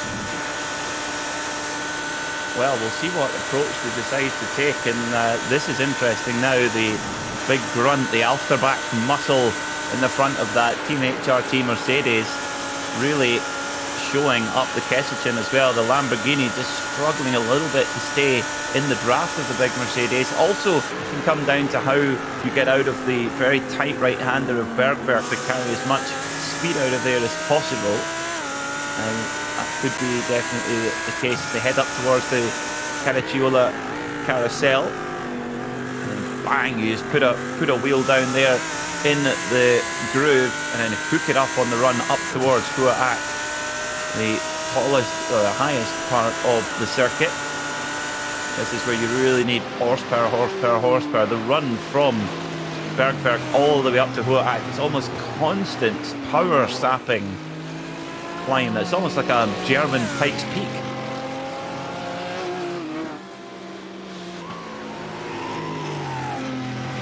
So we're into the final hour now, 53 minutes to go, so it shouldn't be long before we see the teams taking their final pit stops, and then we'll have the charge to the flag, and we'll have all the action of it here on the LEGO Technic live stream. Charlie Collins now looking very impatient, trying to get past Florian Denzler, but Denzler running his line, allowing no chance for Collins to get by. And of course, when we get to the Dottinger hole, does the Lamborghini have the grunt to get by? Exactly, because that Mercedes on a straight line, is a tremendously powerful car. So the Lamborghini will need some drafting to be able to go past. But remember, Dottinger is wide, but that Mercedes is also a really, really wide car. So to get past over there needs some good drafting and a ton of space. Things are sort of lined up against Charlie Collins, but hey, don't you give him a challenge. He is so quick. He can probably do some really magical things in the car, and getting past Florian Denzler will be one if, of course, Denzler wants to fight it, which I don't think should be the case, ideally. Well, I agree. Oh, now. Aha. Okay, we've got a incident investigation between car 40, that's the ERC by FSB Lamborghini, and the number 70 Landgraf Mercedes. I saw incident 34 there, and I got a bit excited that, of course, our leading car is number 34, Volkenhorst BMW. Only 1.3 seconds separating them at this moment in time. So now let's Charlie Collins right here in the draft of Florian Denzler, and just can't seem to pull enough of a slipstream as well. Denzler looking so good in that Mercedes. You can hear the big thumping V8 in the front of the Mercedes dragging that car up the hill, and Collins just cannot get close enough. That Mercedes is a rocket ship. It's a rocket ship, and it's a wide rocket ship. There clearly was no space for Charlie Collins to put his car into, because that Mercedes is just such a huge car. Kind of helps out to have a wide car in that case, doesn't it? When it's really helped out by the balance of performance. It is fast, and then it's so wide that nobody else can go past. This Mercedes has clearly been one of the best cars, and it's been interesting to see how the dynamic between Mercedes and Porsche and BMW has evolved so far this year. Yeah, very, very interesting indeed. And if it doesn't rain, it pours. Another drive-through penalty for car 70, Mercedes-AMG Esports Team Landgraf. Well. It's just been a disastrous day for that outfit after finishing third last time out, and of course winning race 3, the Schütz GmbH Messtechnik race. So now this is your battle for 4th position. Lego Technic and Lamborghini in 5th. There's the Team BMW bank car there in 6th. That's Kai Kashube driving that car. Now, incident under investigation, no surprise. The 404, that's the Heusinkveld TCR car, and 91, the Mala Porsche. Mala Porsche, well, you've got to think, Samil, with 50 minutes on the clock, if they cop any sort of penalty for that could be game over for the championship. Absolutely. It is kind of going away from them as it stands, and that penalty, if it does come in, of course, will just make things even more complicated for them. But I think if it does come in, it doesn't change anything, because so far they are currently in a bit of a losing effort. But remember, things can change. There is still a fair bit of time left in this race. Well, if the Formula 1 Abu Dhabi GP can change from where it was 5 laps till the end to where it ended up eventually, anything can happen right here as well. So just keep your eyes peeled in on this broadcast. So much could change, and we are going to crown all 4 champions here today. And also, in this battle for P3, PS Competition are acing it. They might become the third place team in SP9 this year. Well, we'll see how it shakes out. By the end of the day, the gap at the front now is actually reduced to just 0.6 of a second. Oh, big tank slapper for the TCR machine. Hangs on to it. Oh, well done, whoever's at the wheel of that car. My God.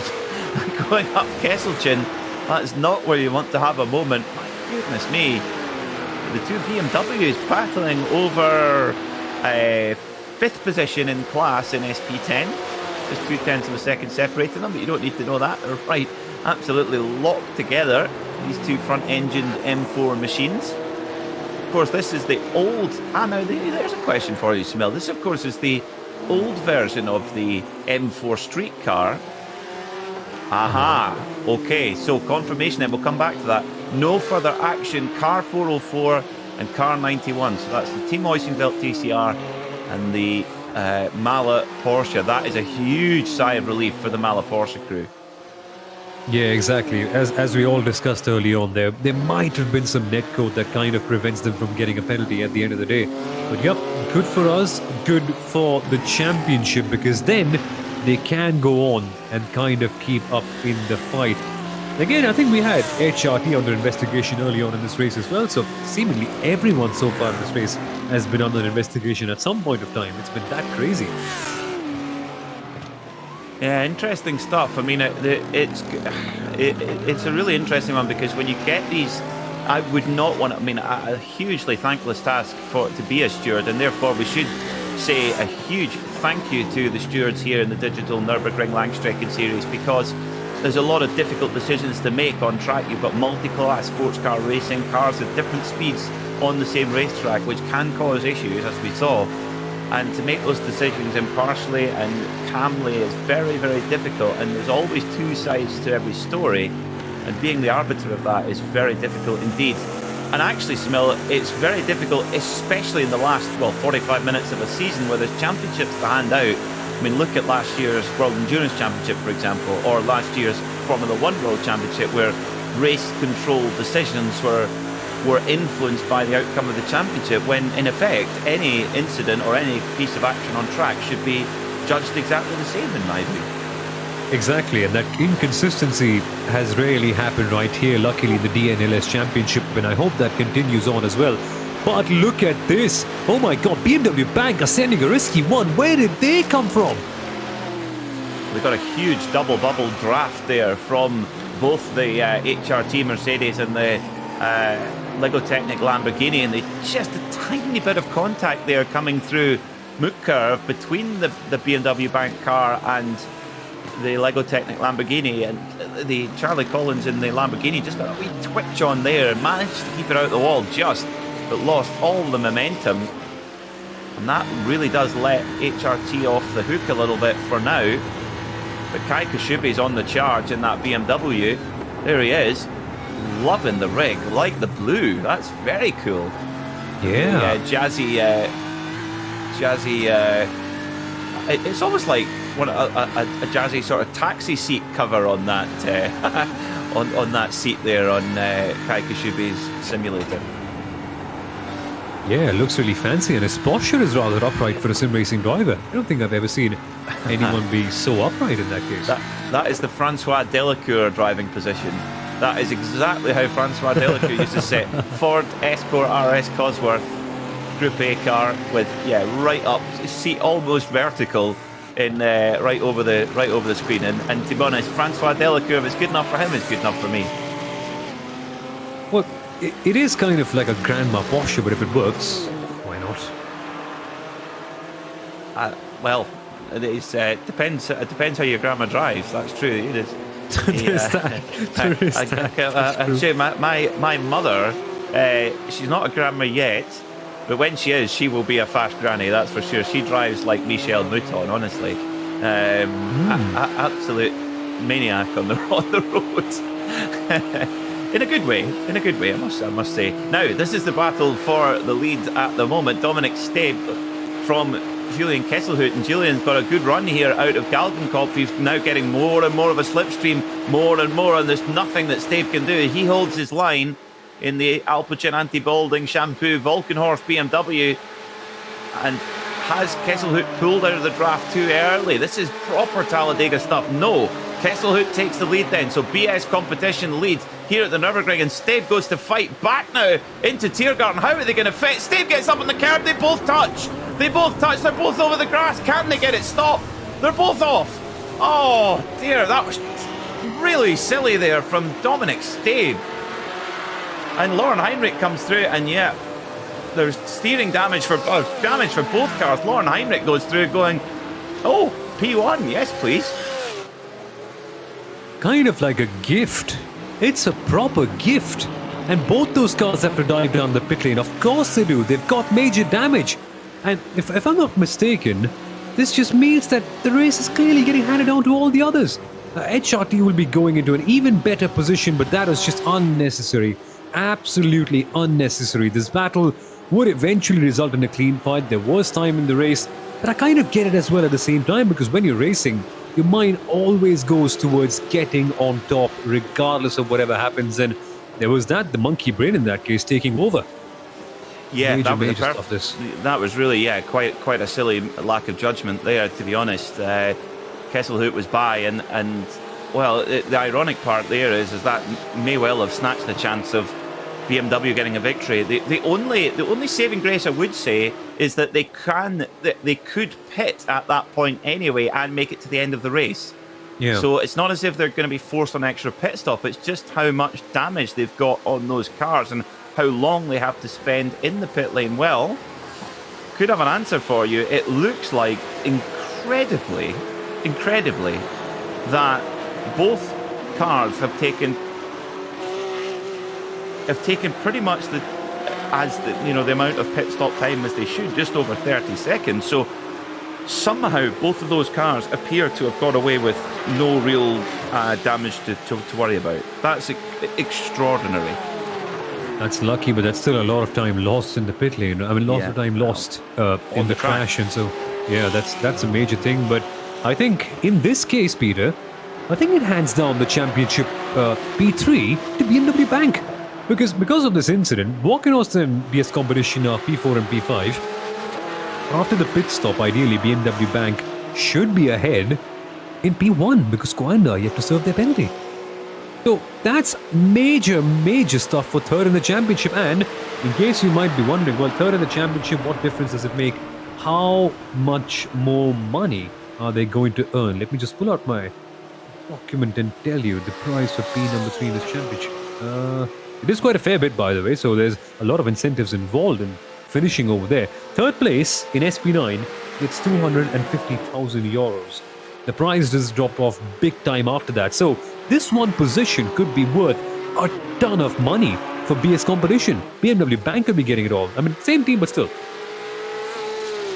Yeah, and in the world of professional sim racing, that matters. Now let's get a look at our Goodyear replay. Let's try and dissect this, is what happened. Now it's showing us Niels Koch there in the BS competition BMW. It's not, it's Julian Kesselhout. So Kesselhout gets by, he's in front as they head up towards Tiergarten. Stabe goes around, they touch slightly, then Stabe gets way over the curb, slams the BS car into, they're both passengers at this point. And it appears that, yeah, the BS competition really comes off second best there, and very unlucky indeed. Now, are both of those cars driving straight? They appear to be. If both of those cars have got away with that, that's incredible. But I do wonder, Simil, if they'll get away completely scot-free, and if they did get any time to fix any damage. Yeah, exactly, because that seemed to be a big hit, but if they have walked away from that, that is really tremendous. The tremendous shows the kind of build quality that they've got. But that was just, again, completely unnecessary. Just a hit to both of them on themselves, like completely. It just didn't make any sense at that point of time. But hey, at least they're back on the track. At least they're safe, and at least they can still fight for it. And luckily, Walkenhorst, how far down are they? Well, we will get a better idea when all the pit stops are complete, but I want to see this battle just kind of come to a close at the very end, because imagine, right, Bank, Mahler, Walkenhorst, BS competition, HRT, all could be so close by if it stays this way. Even LEGO Technic Esports, because as we can see on our screen, they're just so close behind. Man, I just want to see another repeat of DNLS 1. Regardless of where the championship goes, a close finish would be just so awesome. Well, this is a tense time for Team HRT Mercedes here in this Bilstein-backed car. The blue and yellow, such a distinctive livery, such a recognisable livery at this circuit. And well, if they can finish where they are, they will be champions. All they've got to do is finish. I say all to win the championship. They've got to finish ahead of Team Mahler Porsche. Now, this is the battle for second place in the Cup 2 category. Poor old Zach Campbell and David Williams now on board the Coanda SimSport Cup car. They're leading by a country mile, really. They're leading by over half a minute at the moment. But this is the tense battle for second place. IES Sim Racing Schweiz Cup, Gregor Eid leading from Jan Schmitz for German Sim Racing. And Jan Schmitz here got a good gap here. Look at that move there from Dane Warren coming down into Bergwerk.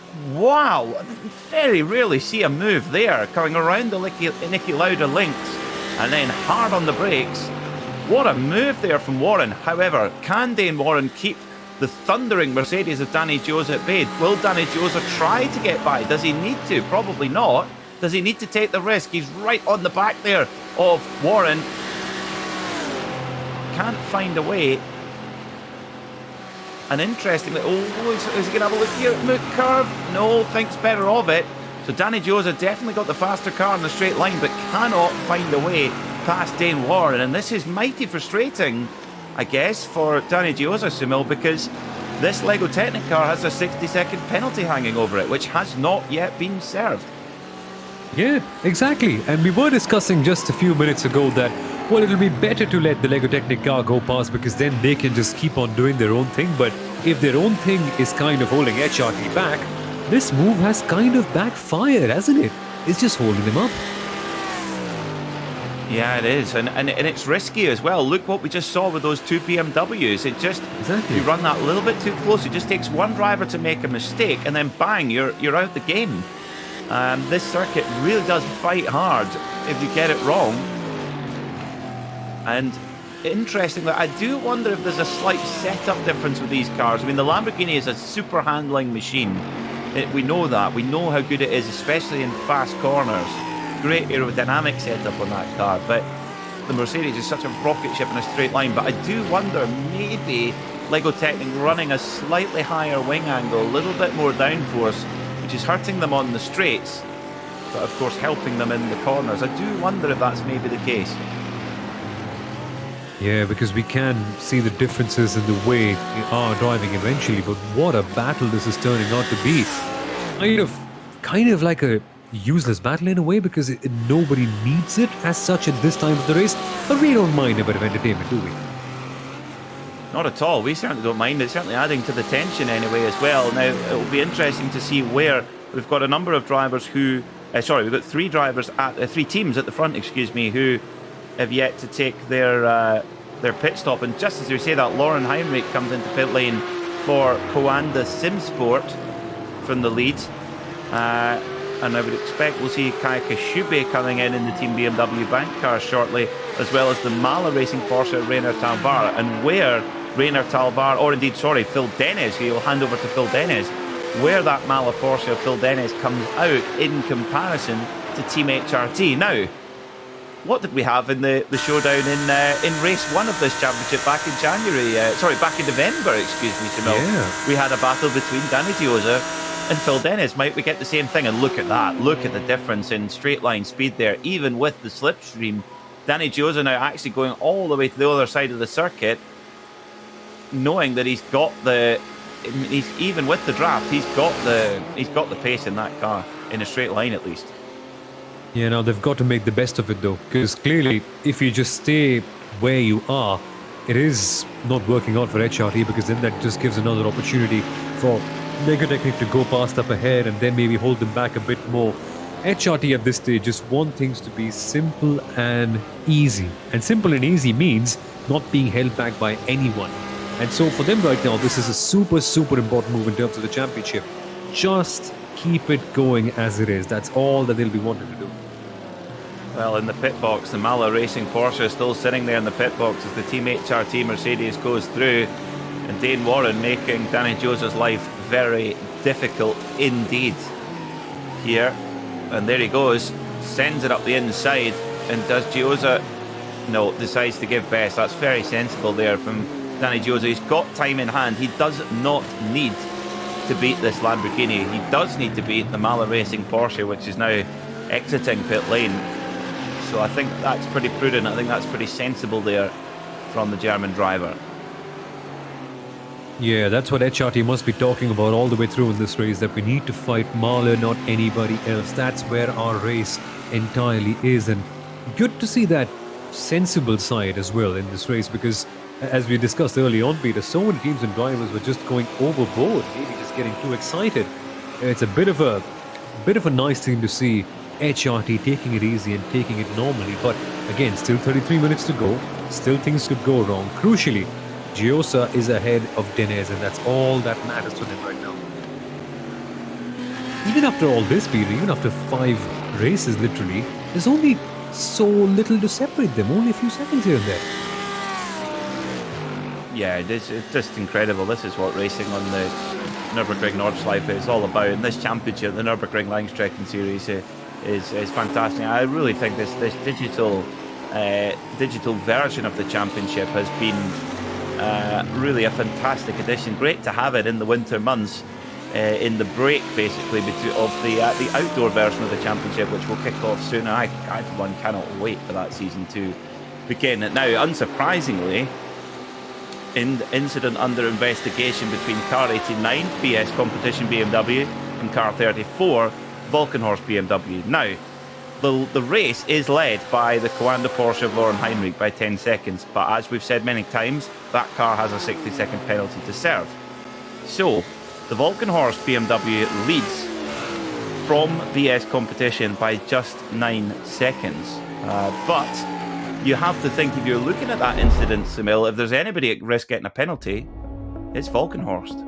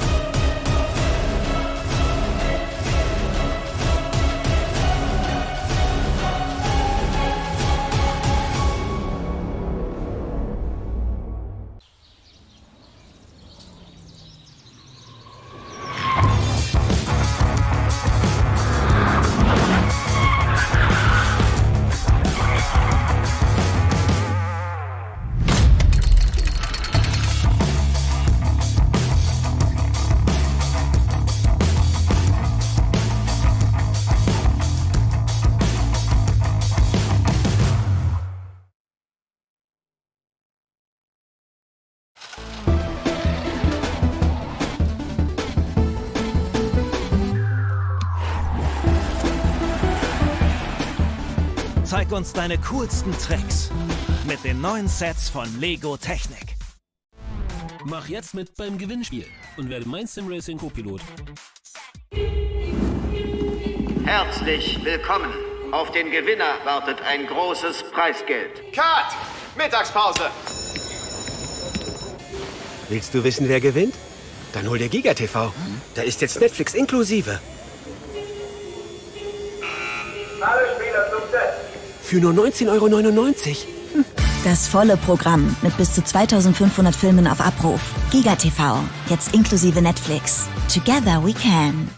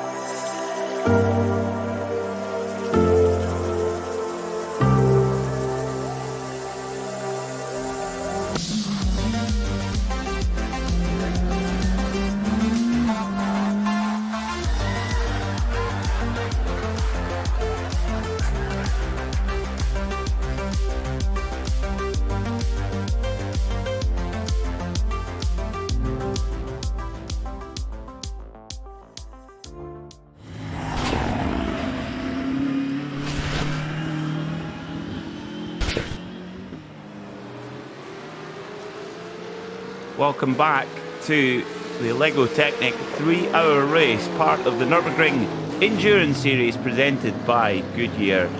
Peter Mackay and Samil Arora here, taking you through the last half an hour of this season finale of the digital Nürburgring Endurance Series.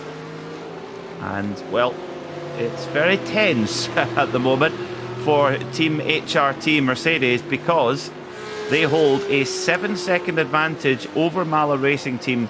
HRT sitting in 5th overall at the moment, Mala Racing in 6th. But whoever finishes ahead effectively in that battle will be your digital Nürburgring Endurance champion. Now, who is that? One of the Mercedes off in the background. Oh dear, I think that was the Team M&J performance car. Dear, dear.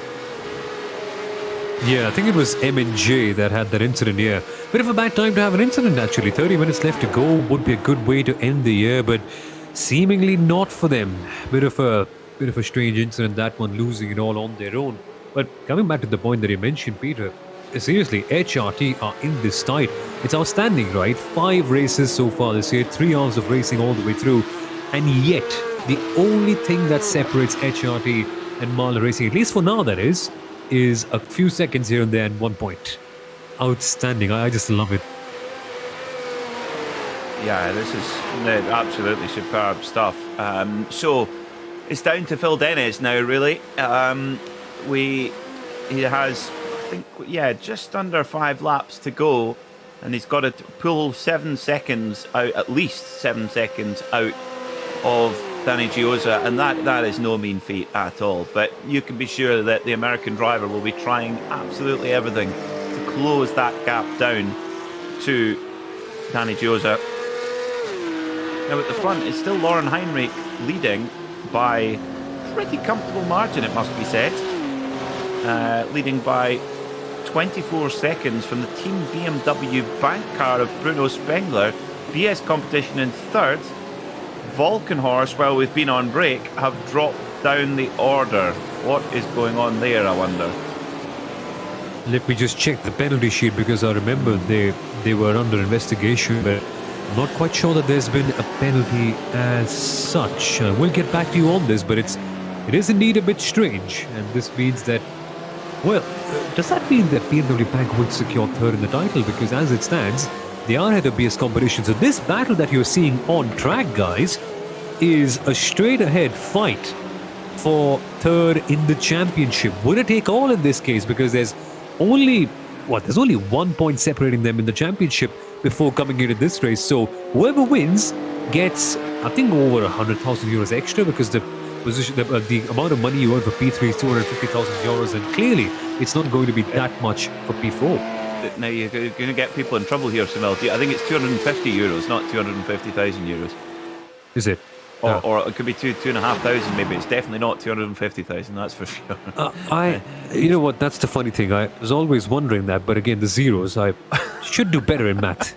Kind of explains why I only got 50% in math in the last few years, but hey, that certainly would make it very tense if that was that's a lot of Deutsche payments for... That's still... Yes, it's still absolutely the point is absolutely correct. There's still but just the extent of it has been butchered up.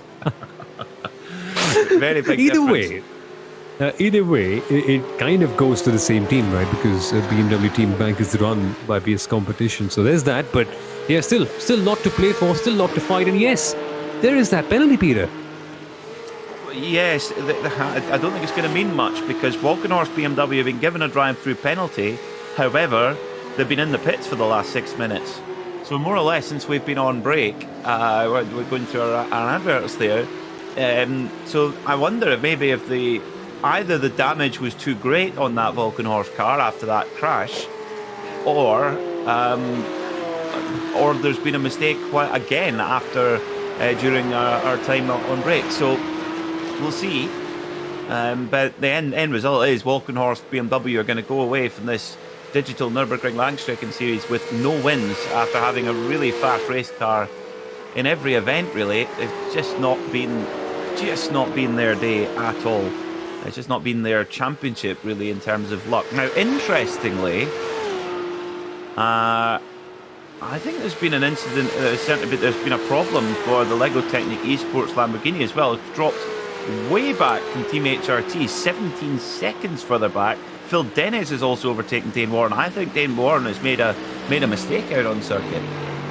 Yeah, and I'll just take a quick look at their lap times to see what exactly happened and if that really was the case. But seemingly that is the case. Yeah, Lego Technic Esports struggling clearly. Their lap time the last time out wasn't that much slow, so it must have been a couple of laps ago where that mistake must have been made. But no, yeah, just big stuff.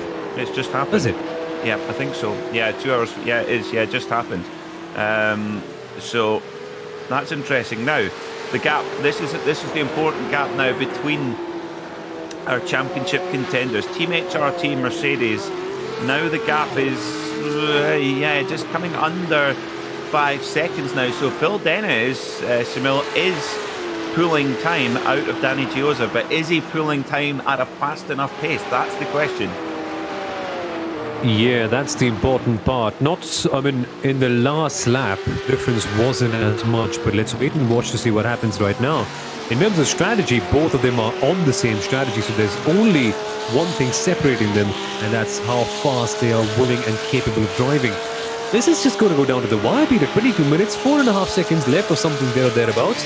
I love it. We're going to see a recap of race number 1. What a way to end the year, isn't it?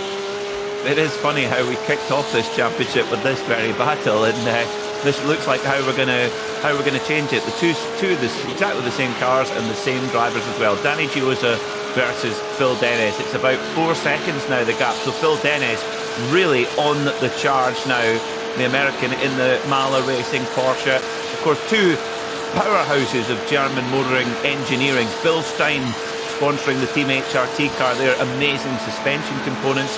And Mala, well, their piston revolutionised engine technology and have done for, generations. And those Mala pistons have been on every Porsche since the 356, the company's first model. So Mala and Porsche are two companies that have really developed together, and they're now, and isn't that great? You know, they've developed an aluminium piston for an early 1950s Porsche 356, and now they're together in a sim racing collaboration here in 2022. How the world moves on, but nothing changes though in the world of competition. They've been racing here in the Nürburgring Nordschleife for, nearly 100 years.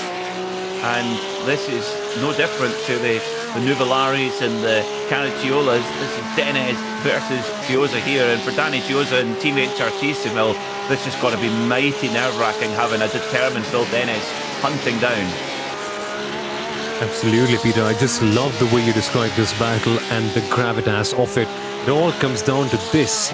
It's over 15 hours of racing, and this is what it comes down to. Actually 14 and a half to be precise, but hey ho, we can still end up seeing that intensity on track. But what if he does close it down? What kind of a decider will it be? I'm just amazed to see how much fun this is going to be, right? Last 20 minutes of the season, there's only drama in store.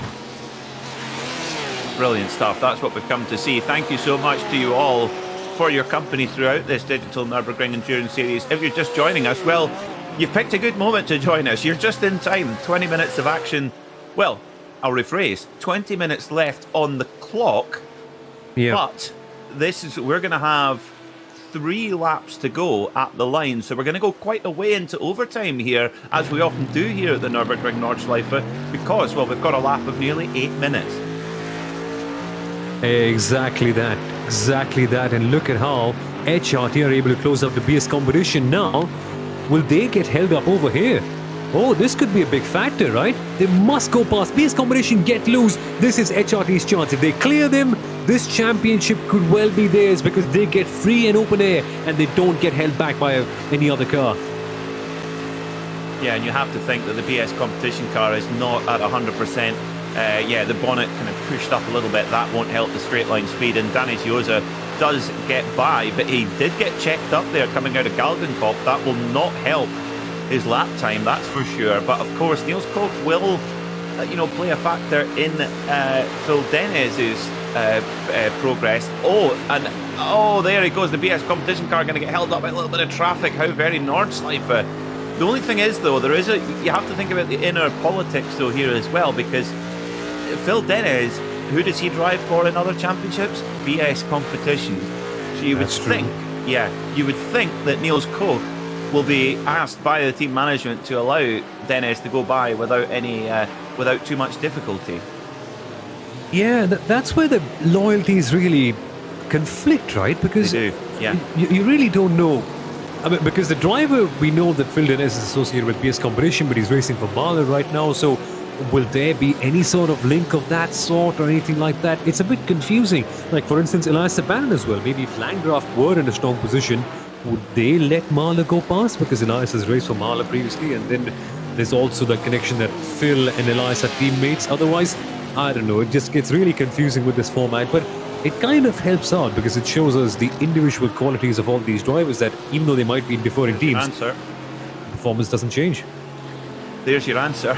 Yes, it's the answer. Oh, well. That was after you. After Clear you, as my daylight. friend. Yes, not even a great deal of effort decided to that was I don't think you need to be a motor racing fan to really tell what happened there, but anyway, Phil Dennis makes his way through on Niels Koch without too much fuss at all as they come onto the Nordschleife now, and we're going to go well into overtime here because I mean we could go 5 or 6 minutes into overtime, and that is just the last thing that Danny Giosa wants to hear. He's the guy who's got the championship in his hands at the moment, and the guy on the move, Phil Dennis, is driving the race of his life here. This is using every last bit of the road in this Mala Porsche, and he's just been so special as the American. Very softly spoken, very polite man, and a really special driver. And he's hunting down Danny Giosa, but do not write the German off either. Danny Giosa, remember back to race 1 when these two really, well, they went head to head in the last laps, and the one thing I remember, Samil, was that Giosa was not, well, he may have been flustered, but he certainly didn't show it. He really handled the challenge from Dennis very well. Which just kind of thickens the plot, doesn't it? Because now we may ask the question, well, Phil Dennis, has he learned anything from that last battle? Does he know where Giosa is strong or where he isn't? Because if it comes down to a situation like this, it's the same old fight that we saw in the first round. Again, same circumstances, same car, except only here, the context is a bit greater with those of the championship. So, will we see Dennis learning from that last fight and getting an edge over Giosa and something like that? I don't know. This just, the plot just writes itself out. It's so amazing to see about how much deeper these endurance racing championships can be. And look at the pace. Phil Dennis has caught up big time. He's saved so much time right here. He was 5 seconds quicker than Giosa last time by. That is a long, long old way, even on a circuit as long as this. Well, apologies to those in the other classes. We're absolutely transfixed by this battle in SP9. But just for an update, Quanda Simsport lead by a pretty healthy margin at the moment in Cup 2. I'm just trying to make sense of it in the timer screen at the moment. In fact, they lead, and those behind them still have a pit stop to serve. So yeah, very much in control for Quanda Simsport in Cup 2. In SP10, well, it's only a second separating, guess who? Core Sim Racing and Team RSO, as it has been all season. In SP3T for the TCR cars, well, Corentin Guinez for Core Sim Racing leads by 12 seconds from Team Heusingveld, but Team Heusingveld, if they finish where they are, they will win the championship. Likewise for Quanda Simsport in Cup 2, if they stay where they are, they will win the championship as well. So the big championship decider, the only one really left on circuit, is this charge between HRT Mercedes and Mala Porsche. True to fashion. We're seeing all the things that we saw throughout the season, but just with the greater context right here in this race. Fight between Mala and HRT. We are seeing the same battles in SP3T, same battles in SP10. I love it. I love how this is just a perfect representation of the entire season that has gone past before it. Maybe, in a way, a summary of all that's going to happen. But will we see that gap between Mala and HRT just die down? And also, what makes this Mala drive even more impressive is the fact that they had that success penalty earlier today, Peter. So even with that, even with those 30 seconds, they are still able to get so close to HRT. That's well remembered, Samil. Actually, that is absolutely fantastic to mention that, because they've not only have they served the success penalty, a 30-second success penalty. So yes, you're absolutely spot on. It's been a heroic drive from the Mala Porsche team, and well, Team HRT, in fairness to them, they've managed the situation very well. And like I say, Dennis hunting down Giosa, but he needs to get past him, and that's another matter. Especially, think about this, Samil, when we get to that inevitable drag race on the Dottinger Hole on the last lap, who's got the bigger grunt? Well, you have to say Team HRT have got the muscle for that big, long drag up the hill to the finish line. Oh, they do. Oh, they do. And which is something very similar to what we saw in the first round again. I don't know, Peter. This is just turning out to be such a good finish to the very end. Actually, who do you reckon gets it? Because the pace would suggest Marla they would pass before we get to that point. But still, I think HRT and Danny Giosa know exactly what to do to hold them behind. Well, it's impossible to tell, I think, at this stage. I mean, through the twisty stuff, through the corners, Phil Dennis is on it. On the straight, that's Danny Giosa using the power of that AMG Mercedes to its full capacity. That's for certain. Oh, brilliant stuff here. Well, as the drivers come round to complete the lap, it will be 2 laps to go here when they reach the stripe here at the Nürburgring Nordschleife for the final round of the digital Nürburgring Endurance Series here on the LEGO Technic live stream. It's funny, it's like it's been a pressure cooker building all day. Mala and HRT have not really been on track together through most of the day at all, Sunil, but isn't it funny that for this championship battle they've converged back together for a Hollywood finish for us? Exactly that way. I just hope that this ends cleanly in the best possible way, where we get to see who the better team really is. And throughout the year, both have had their own strengths and weaknesses. Marla have had dominant pace all the way through the year, but HRT have been able to make less mistakes per se. So it's just 2 different approaches of constructing a season coming together. And in these last 10 minutes, or maybe even 15, hopefully, because again, more time means more drama for us. Luckily, we are able to see this in the perfect way. But hey, luckily for us, the battles are going on everywhere else too. And our Vision and Schütz Sim Racing, I don't remember, Peter, I think they've been doing battle for a long time. I remember seeing them together in the first half an hour of the race too. Yeah, that is for sure. So, battle there for 5th place. There's quite a big gap back up to 4th place, as we saw in the graphic there, 23 seconds up to the 4th place Porsche.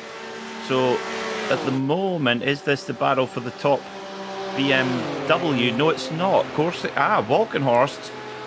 They are on the podium at the moment. So Valkenhorst, BMW and SP10 are in position to score the first podium for BMW in the season in 3rd. That would be a great achievement, and I think that would be deserved, because it's been tough for the BMW M4s in the SP10 category. Indeed, yeah. It's been a really hard year for them, with BOP just not being on their side. But if this is what they get at the end of it, it's a big sign that they've been able to make the best out of whatever they had. And that I think is one thing you can really be proud of.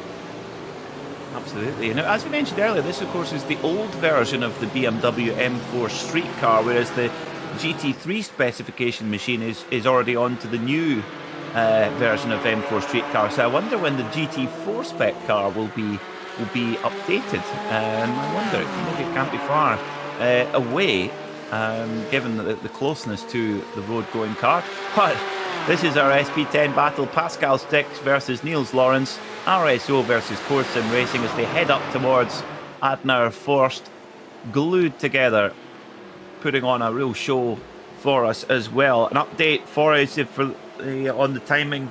1.3 seconds is now the gap between Team HRT Mercedes and Mala Porsche. Nothing. Well, that gap is still coming down all the time, and you actually, by the time they get to some of the longer straights, Phil Dennis is going to be in the draft now of Team HRT Mercedes. So if he can get the pass done, you never know, Sunil might even be able to pull away from Danny Giosa.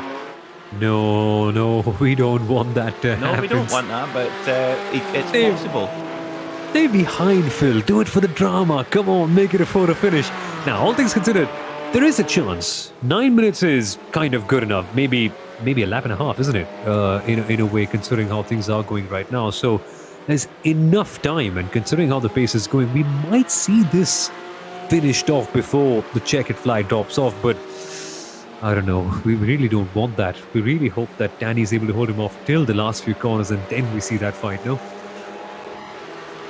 Well, the only thing I would say is for Mala Porsche to come out on top, for Phil Dennis to beat Danny Giosa, I do feel he's going to have to put some distance between himself and Danny coming onto the Dottinger hole, because if he comes out of Galgenkopf onto the Dottinger hole behind Danny Giosa, I just don't think the Porsche has got the grunt to make the pass. I really don't.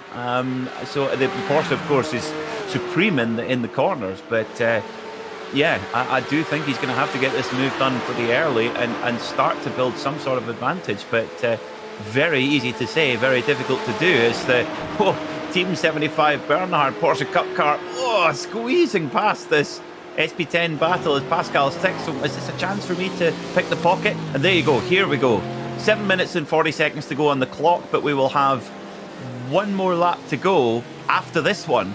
So about a lap and a half to go. And look at that. This is your battle for the digital Nürburgring Endurance Series Championship. Danny Giosa in third at the moment has that championship in his hands at the moment, but if Phil Dennis is able to get by, that would flip around. And Giosa once again hampered by traffic there, the Volkenhorst BMW. Dennis gets a great exit out of Ex-Müller as they fly down towards the Niki Lauda left-hander and then towards Bergwerk. Very important corner here as well. And this now, Sunil, as we go for the drag up Kesselchen, up the little valley, this is back into AMG country here with that horsepower. Exactly, and I love this about the Nordschleife. I love this about the DNLS, and the track is so big and so diverse, and there's a strong point, or maybe a couple of strong points, for every single design philosophy. If Dennis can pull it off away with the drop, that'll be quite something. And you know what? He's trying. This could be the championship winning move here. Oh, going for the Kevin Estre pass on the grass there, Phil Dennis. And pass on the grass. Well, Kevin Estre and a Porsche going past the Mercedes. This is proper serendipity here as well. They got more traffic as well. Giosa gets by. Dennis follows through and makes the pass.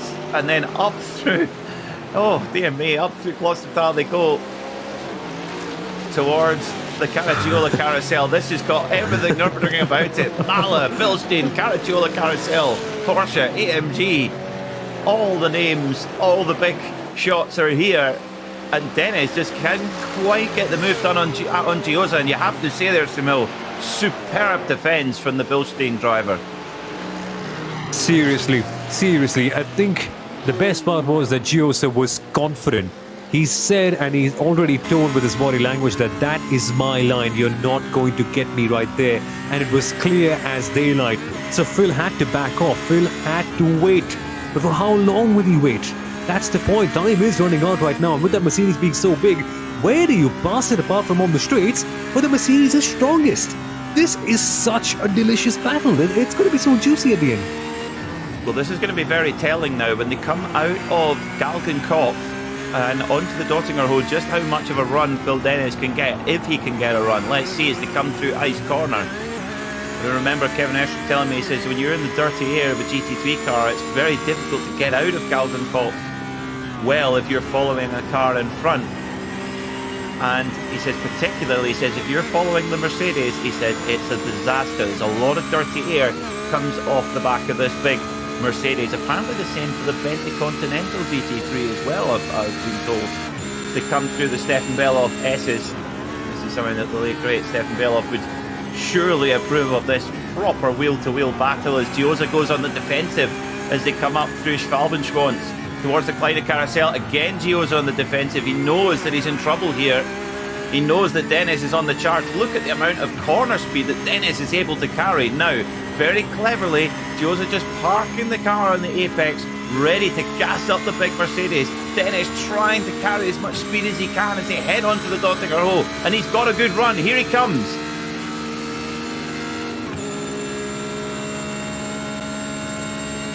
Pops out of the draft there as well. It's a drag race for the digital Nürburgring Endurance Series. It'll be white flag to signal the last lap when they reach the stripe. Has Phil Dennis got enough grunt to get past the big Mercedes? They're side drafting. This is proper Daytona Super Speedway stuff here as they come side by side through Antonius Book, and they touch ever so slightly coming up towards Tiergarten. Has Giosa done enough to hold it? They touch Dennis on the grass. Dennis holds it on the grass and somehow gathers it up.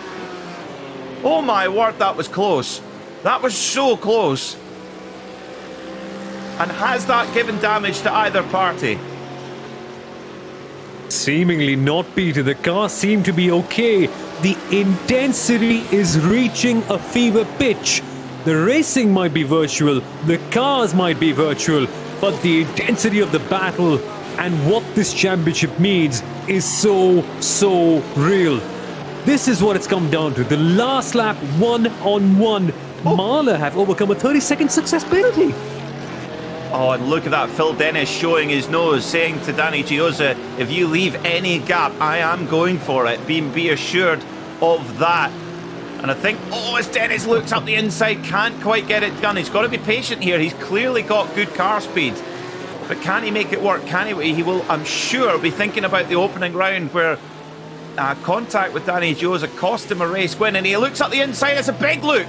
They touch again. This is getting very, very tough as well. Oh, it drives into the side of Giosa there. Does Dennis.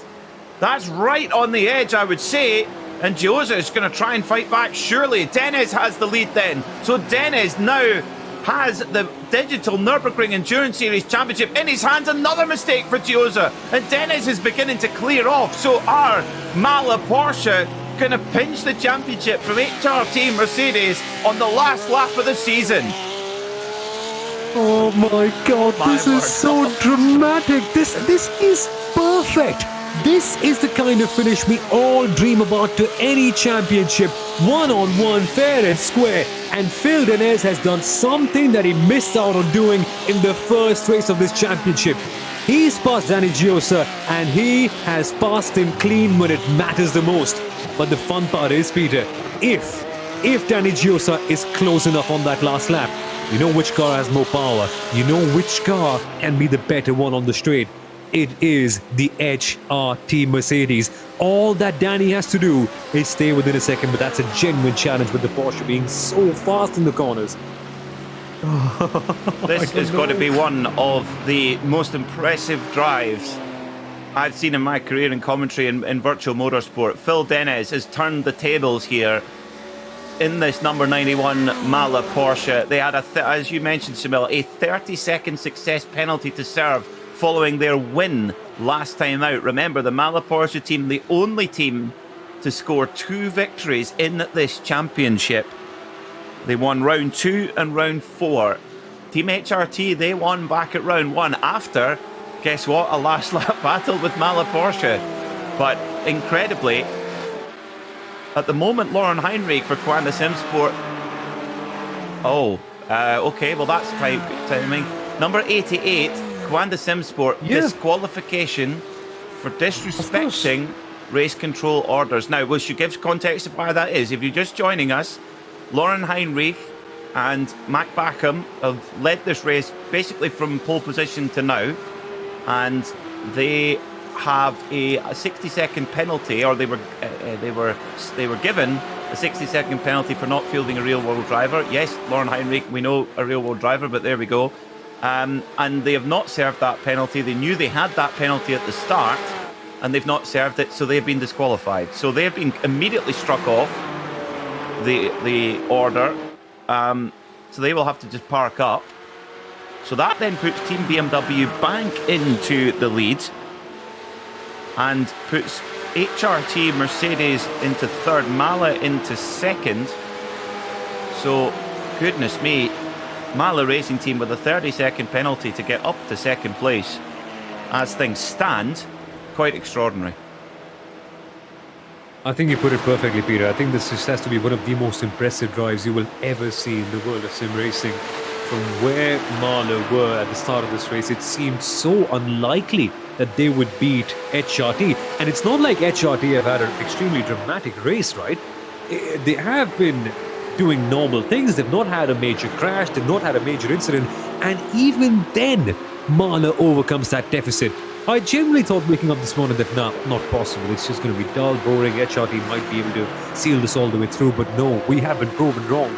And we still could be proven wrong, that is. HRT, if they are in that window, they can still fight. That they can, yes. It would only take one tight slip from Phil Dennis, and that would be enough to hand the championship back to Team HRT. So, oh my word, this is unbelievably tense. We're on to the last half of a lap now. Race control. Oh no. Incident between cars 4 and 91 under investigation. That, Sumil, they're two quite important cars, aren't they? Let them go. Let Mahler and HRT go. Don't investigate anything. Let them sort it on the track. And I think, to be very honest with you, it was sorted on the track, right? It was fair and square, clear as cut, clear as daylight. Whatever happened on track, and the penalties were sort of instant in a way. So I don't think that the investigation will be necessary, and I hope race control do that very, very quickly, and they do make that announcement, because we want to see this settled on the track, not in the stewards' room. Absolutely. However, again, I think it's for race control. They've got to take every incident in complete isolation and not take the championship. Absolutely. They have to put that to the back of their mind. We've seen that go wrong in catastrophic fashion, particularly in the end of the Formula One World Championship. If you let that cloud the judgment, it can really come up with some strange decisions. It would be a real pity to see a penalty decide the championship, but if a penalty is justified, then a penalty must be given. So let's see, we're going to get a replay of some of that action between the HRT and the Mahler Porsche number 91. But Phil Dennis now has opened up a gap of about 1 point. So our timing screen's jumping around a little bit, but looks to be about 1.2 seconds. So here's the replay then. And it all happened really in the infield circuit here in the GP. So Danny Giosa's got the lead at the moment. Dennis looks up the inside. There's a little loosen up there, and definite contact. And that, in touring car racing, that would be called a push to pass. So Dennis, do you know, the only thing he might actually be ordered to give the place back, quite possibly, of a penalty I really don't like. It's very ambiguous, but that may be what the order is given. I don't know. It might be seen as a racing incident. We'll see. But in the SP10 category, the battle rages on. And where is I think these cars are going to have to go around for another whole lap. Pascal Stix and Niels Lawrence, because where is Bruno Spengler for Team BMW Bank? There he is. So, now these two SP10 cars, they're going to have to go around for a whole nother lap. I hope they've got enough fuel on board. But Team BMW Bank are going to be your winners of the 3-hour Lego Technic race here in the Digital Nürburgring Endurance Series. Bruno Spengler wins at the Nürburgring. What a drive from that crew. And here they come then. Phil Dennis is going to finish second place here at the Nürburgring. Danny Giosa will finish third, and that means provisionally Mahler Racing Team are your provisional champions. Incredible. Oh my God, what a year, what a season, what a drive. BS Competition will come home to take fourth, and because they finished behind BMW Bank, they don't get third in the championship. It's BMW Bank who gets third, but the talk has to be about Mahler and HRT. Mahler, who would have thought? Nobody would have thought that they would overcome a 30-second success penalty without anything dramatic happening to HRT. They made their own luck. They fought everyone off. And this, seriously, Peter, has to be such an impressive championship win. After all that's happened in this season, Mahler, overall the most dominant team, and just pipping that title from HRT at the right moment. One lap from the end. What a finish. What a drive from Phil Dennis. He had to run down a heck of a lot of time there to catch Danny Giosa and pass him. And the pass, and that's why we must very much utter the words provisional, because there is still, don't forget, there is still an investigation going on between the incident, the contact that we saw on the GP circuit between the HRT Mercedes and the Mahler Porsche. How will the stewards call that? And in effect, I mean, who would want to be a steward? That in effect, that decision Peter, affects the championship. Peter, I think there's something coming in.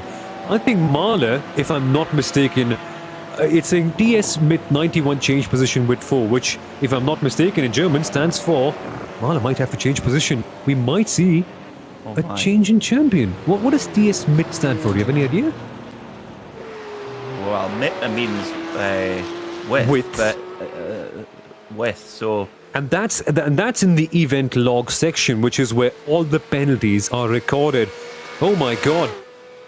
Oh my god. Is Mahler having to change positions with HRT? Which means that HRT will be a new champions. That's what the penalty sheet says. Wow. It's not come up on screen, mind you, so we still have to wait for it. But the penalty sheet where all the penalties for this race have been recorded, that says Mahler 91, TS mid 91 change position with number 4. And number 4 being the HRT car.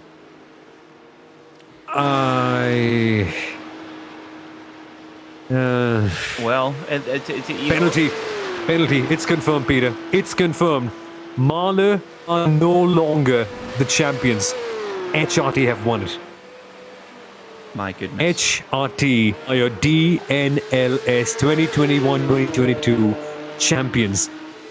Mahler have been forced to drop a position to one car, and that one car was the one car they had to pass, and they did on track, but according to the stewards, not in the right way. Well, that's you know, actually, you have to give the stewards a lot of credit for that's a tough decision to make in those circumstances, and the facts are these: contact was made, yes, tick.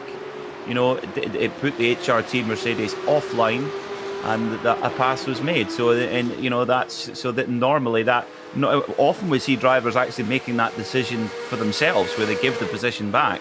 The only problem is with that is that then do the stewards then still penalise you anyway? That's where it's quite an ambiguous way of doing things. But wow, what a dramatic way to finish this championship. So Team HRT Mercedes are your champions then. Phil Dennis, after all of that charging down, and you have to think he'll be replaying that lap in his head for quite some time to come, Samil, because he thinking, if I'd only just made that move clean, I was gone. He had the overspeed, that's for sure. Yeah, I mean, now we can all sit back at this stage and say, oh, well, Phil could have done this, Phil could have done that. Seriously, when the battle must be going on, it must feel like the most important thing in the world. And when that's the case, when you're so involved in the race, mistakes do happen, and the stewards at least feel like that was a major mistake. But I really don't think that we ever have seen a more dramatic finish than this, at least in the world of sim racing. I mean, I've been commentating for the last 3 years, and I don't remember a more dramatic finish than this one. Will a counter protest be filed? I think there is a chance, because this is one of the most prestigious sim racing championships in the world. And so Mahler might be feeling hard done by. They can file a counter protest. So I don't know. Let's wait and see how this plays out. But seriously, who would have wanted this to be settled in the steward's office? Well, it was so close that there was almost an inevitability about that, wasn't there? But in a way, what a shame. But wow, what entertainment! The battle there as well. I mean, Danny Giosa throwing everything he could at the defence, and in the end, it was enough. Phil Dennis likewise throwing an extraordinary effort to try and get that victory. But what can you say about these guys? Coanda Simsport in the Porsche Cup category have been exceptional. Zach Campbell and David Williams, you're undisputed, incredible champions in the Porsche Cup category. Flawless, really. One incident really in the opening round of the season, which was no fault of their own, and they have just dominated ever since. Coanda, you're champions in Porsche Cup. They have been super. They've done all that they needed to do.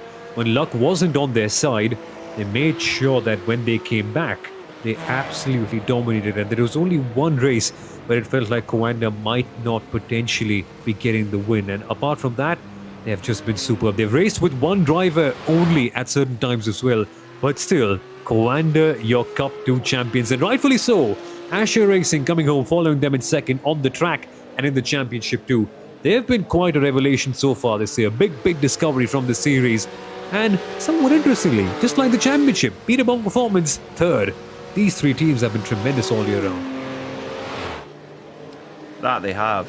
Yeah, that they have. And now, interestingly, team up with that push into overtime, Team RSO in SP10 were forced to take a pit stop on the last lap for a little splash of fuel, and that gave Corsim Racing a huge advantage. So Corsim Racing effectively finishing a lap ahead, but not as much time as that. But they're going to be your winners in SP10 in the 3003 car, and already champions anyway, but solidifying that position. In SP3T, Corsim Racing do win the race, but Team Huizenveld finished second. That's enough for them to win the SP3T championship. So well done to Team Huizenveld. So there you go. There's the Corsim Racing SP10 machine. Pascal Sticks, this car, they've had such a good season and deserve their championship. And they come in to take the win in SP10. The last cars to finish on the lead lap. What a year it has been for them as well, for Corsim Racing. What a year. Simply proving to everyone that at the top level they can be absolutely fantastic. Corsim Racing taking the win, and with that, sealing the championship with some authority. What is it? 18 points coming into this race? With RSO dropping off, that lead must be even greater. On track, they might be so close to RSO, but this is absolute domination.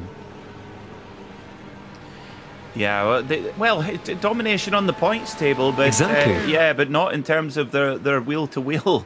RSO, the points gap does not tell the whole story. RSO have pushed Corsim Racing all the way. But wow, that concludes the final round of the digital Nürburgring Endurance Series here in the 3-hour Lego Technic race. Quite extraordinary scenes. Team HRT Mercedes are your champions. Mala Porsche coming so close. A controversial incident deemed by the stewards to have gained an advantage via contact, and that to be quite honest to me, that is, I find it quite hard to argue with, actually. What thing again? I'm sorry, I was just so lost up in my own thoughts about the whole absolutely. Now, these were the results as the cars crossed the line. As you can see, unofficial race results. This is how they crossed the line. Team BMW Bank, your winner, with Mala Racing Team in second and Team HRT in third. However, post-race, Mala have to give the position back to Team HRT, therefore making Team HRT the champions. PS Competition are fourth, with Phoenix Racing Esport in fifth. A good run from them in that Lamborghini. Sim Racing Academy were sixth, followed by Team Landgraf, ERC powered by FSP, MRS Esports Porsche, and Mercedes AMG Team Windward rounding out the top 10. So you have to say for me, Phoenix Racing Lamborghini, an extraordinary performance to get up there into fifth spot, really making the very most of errors from other teams to get that result. In 11th was the Team Huizenveld Mercedes, who got taken off in the opening lap. Artel Motorsport Reprix were 12th. Mercedes AMG Team M&J were 13th. WS Racing Esports were 14th, and MGR Esports 15th.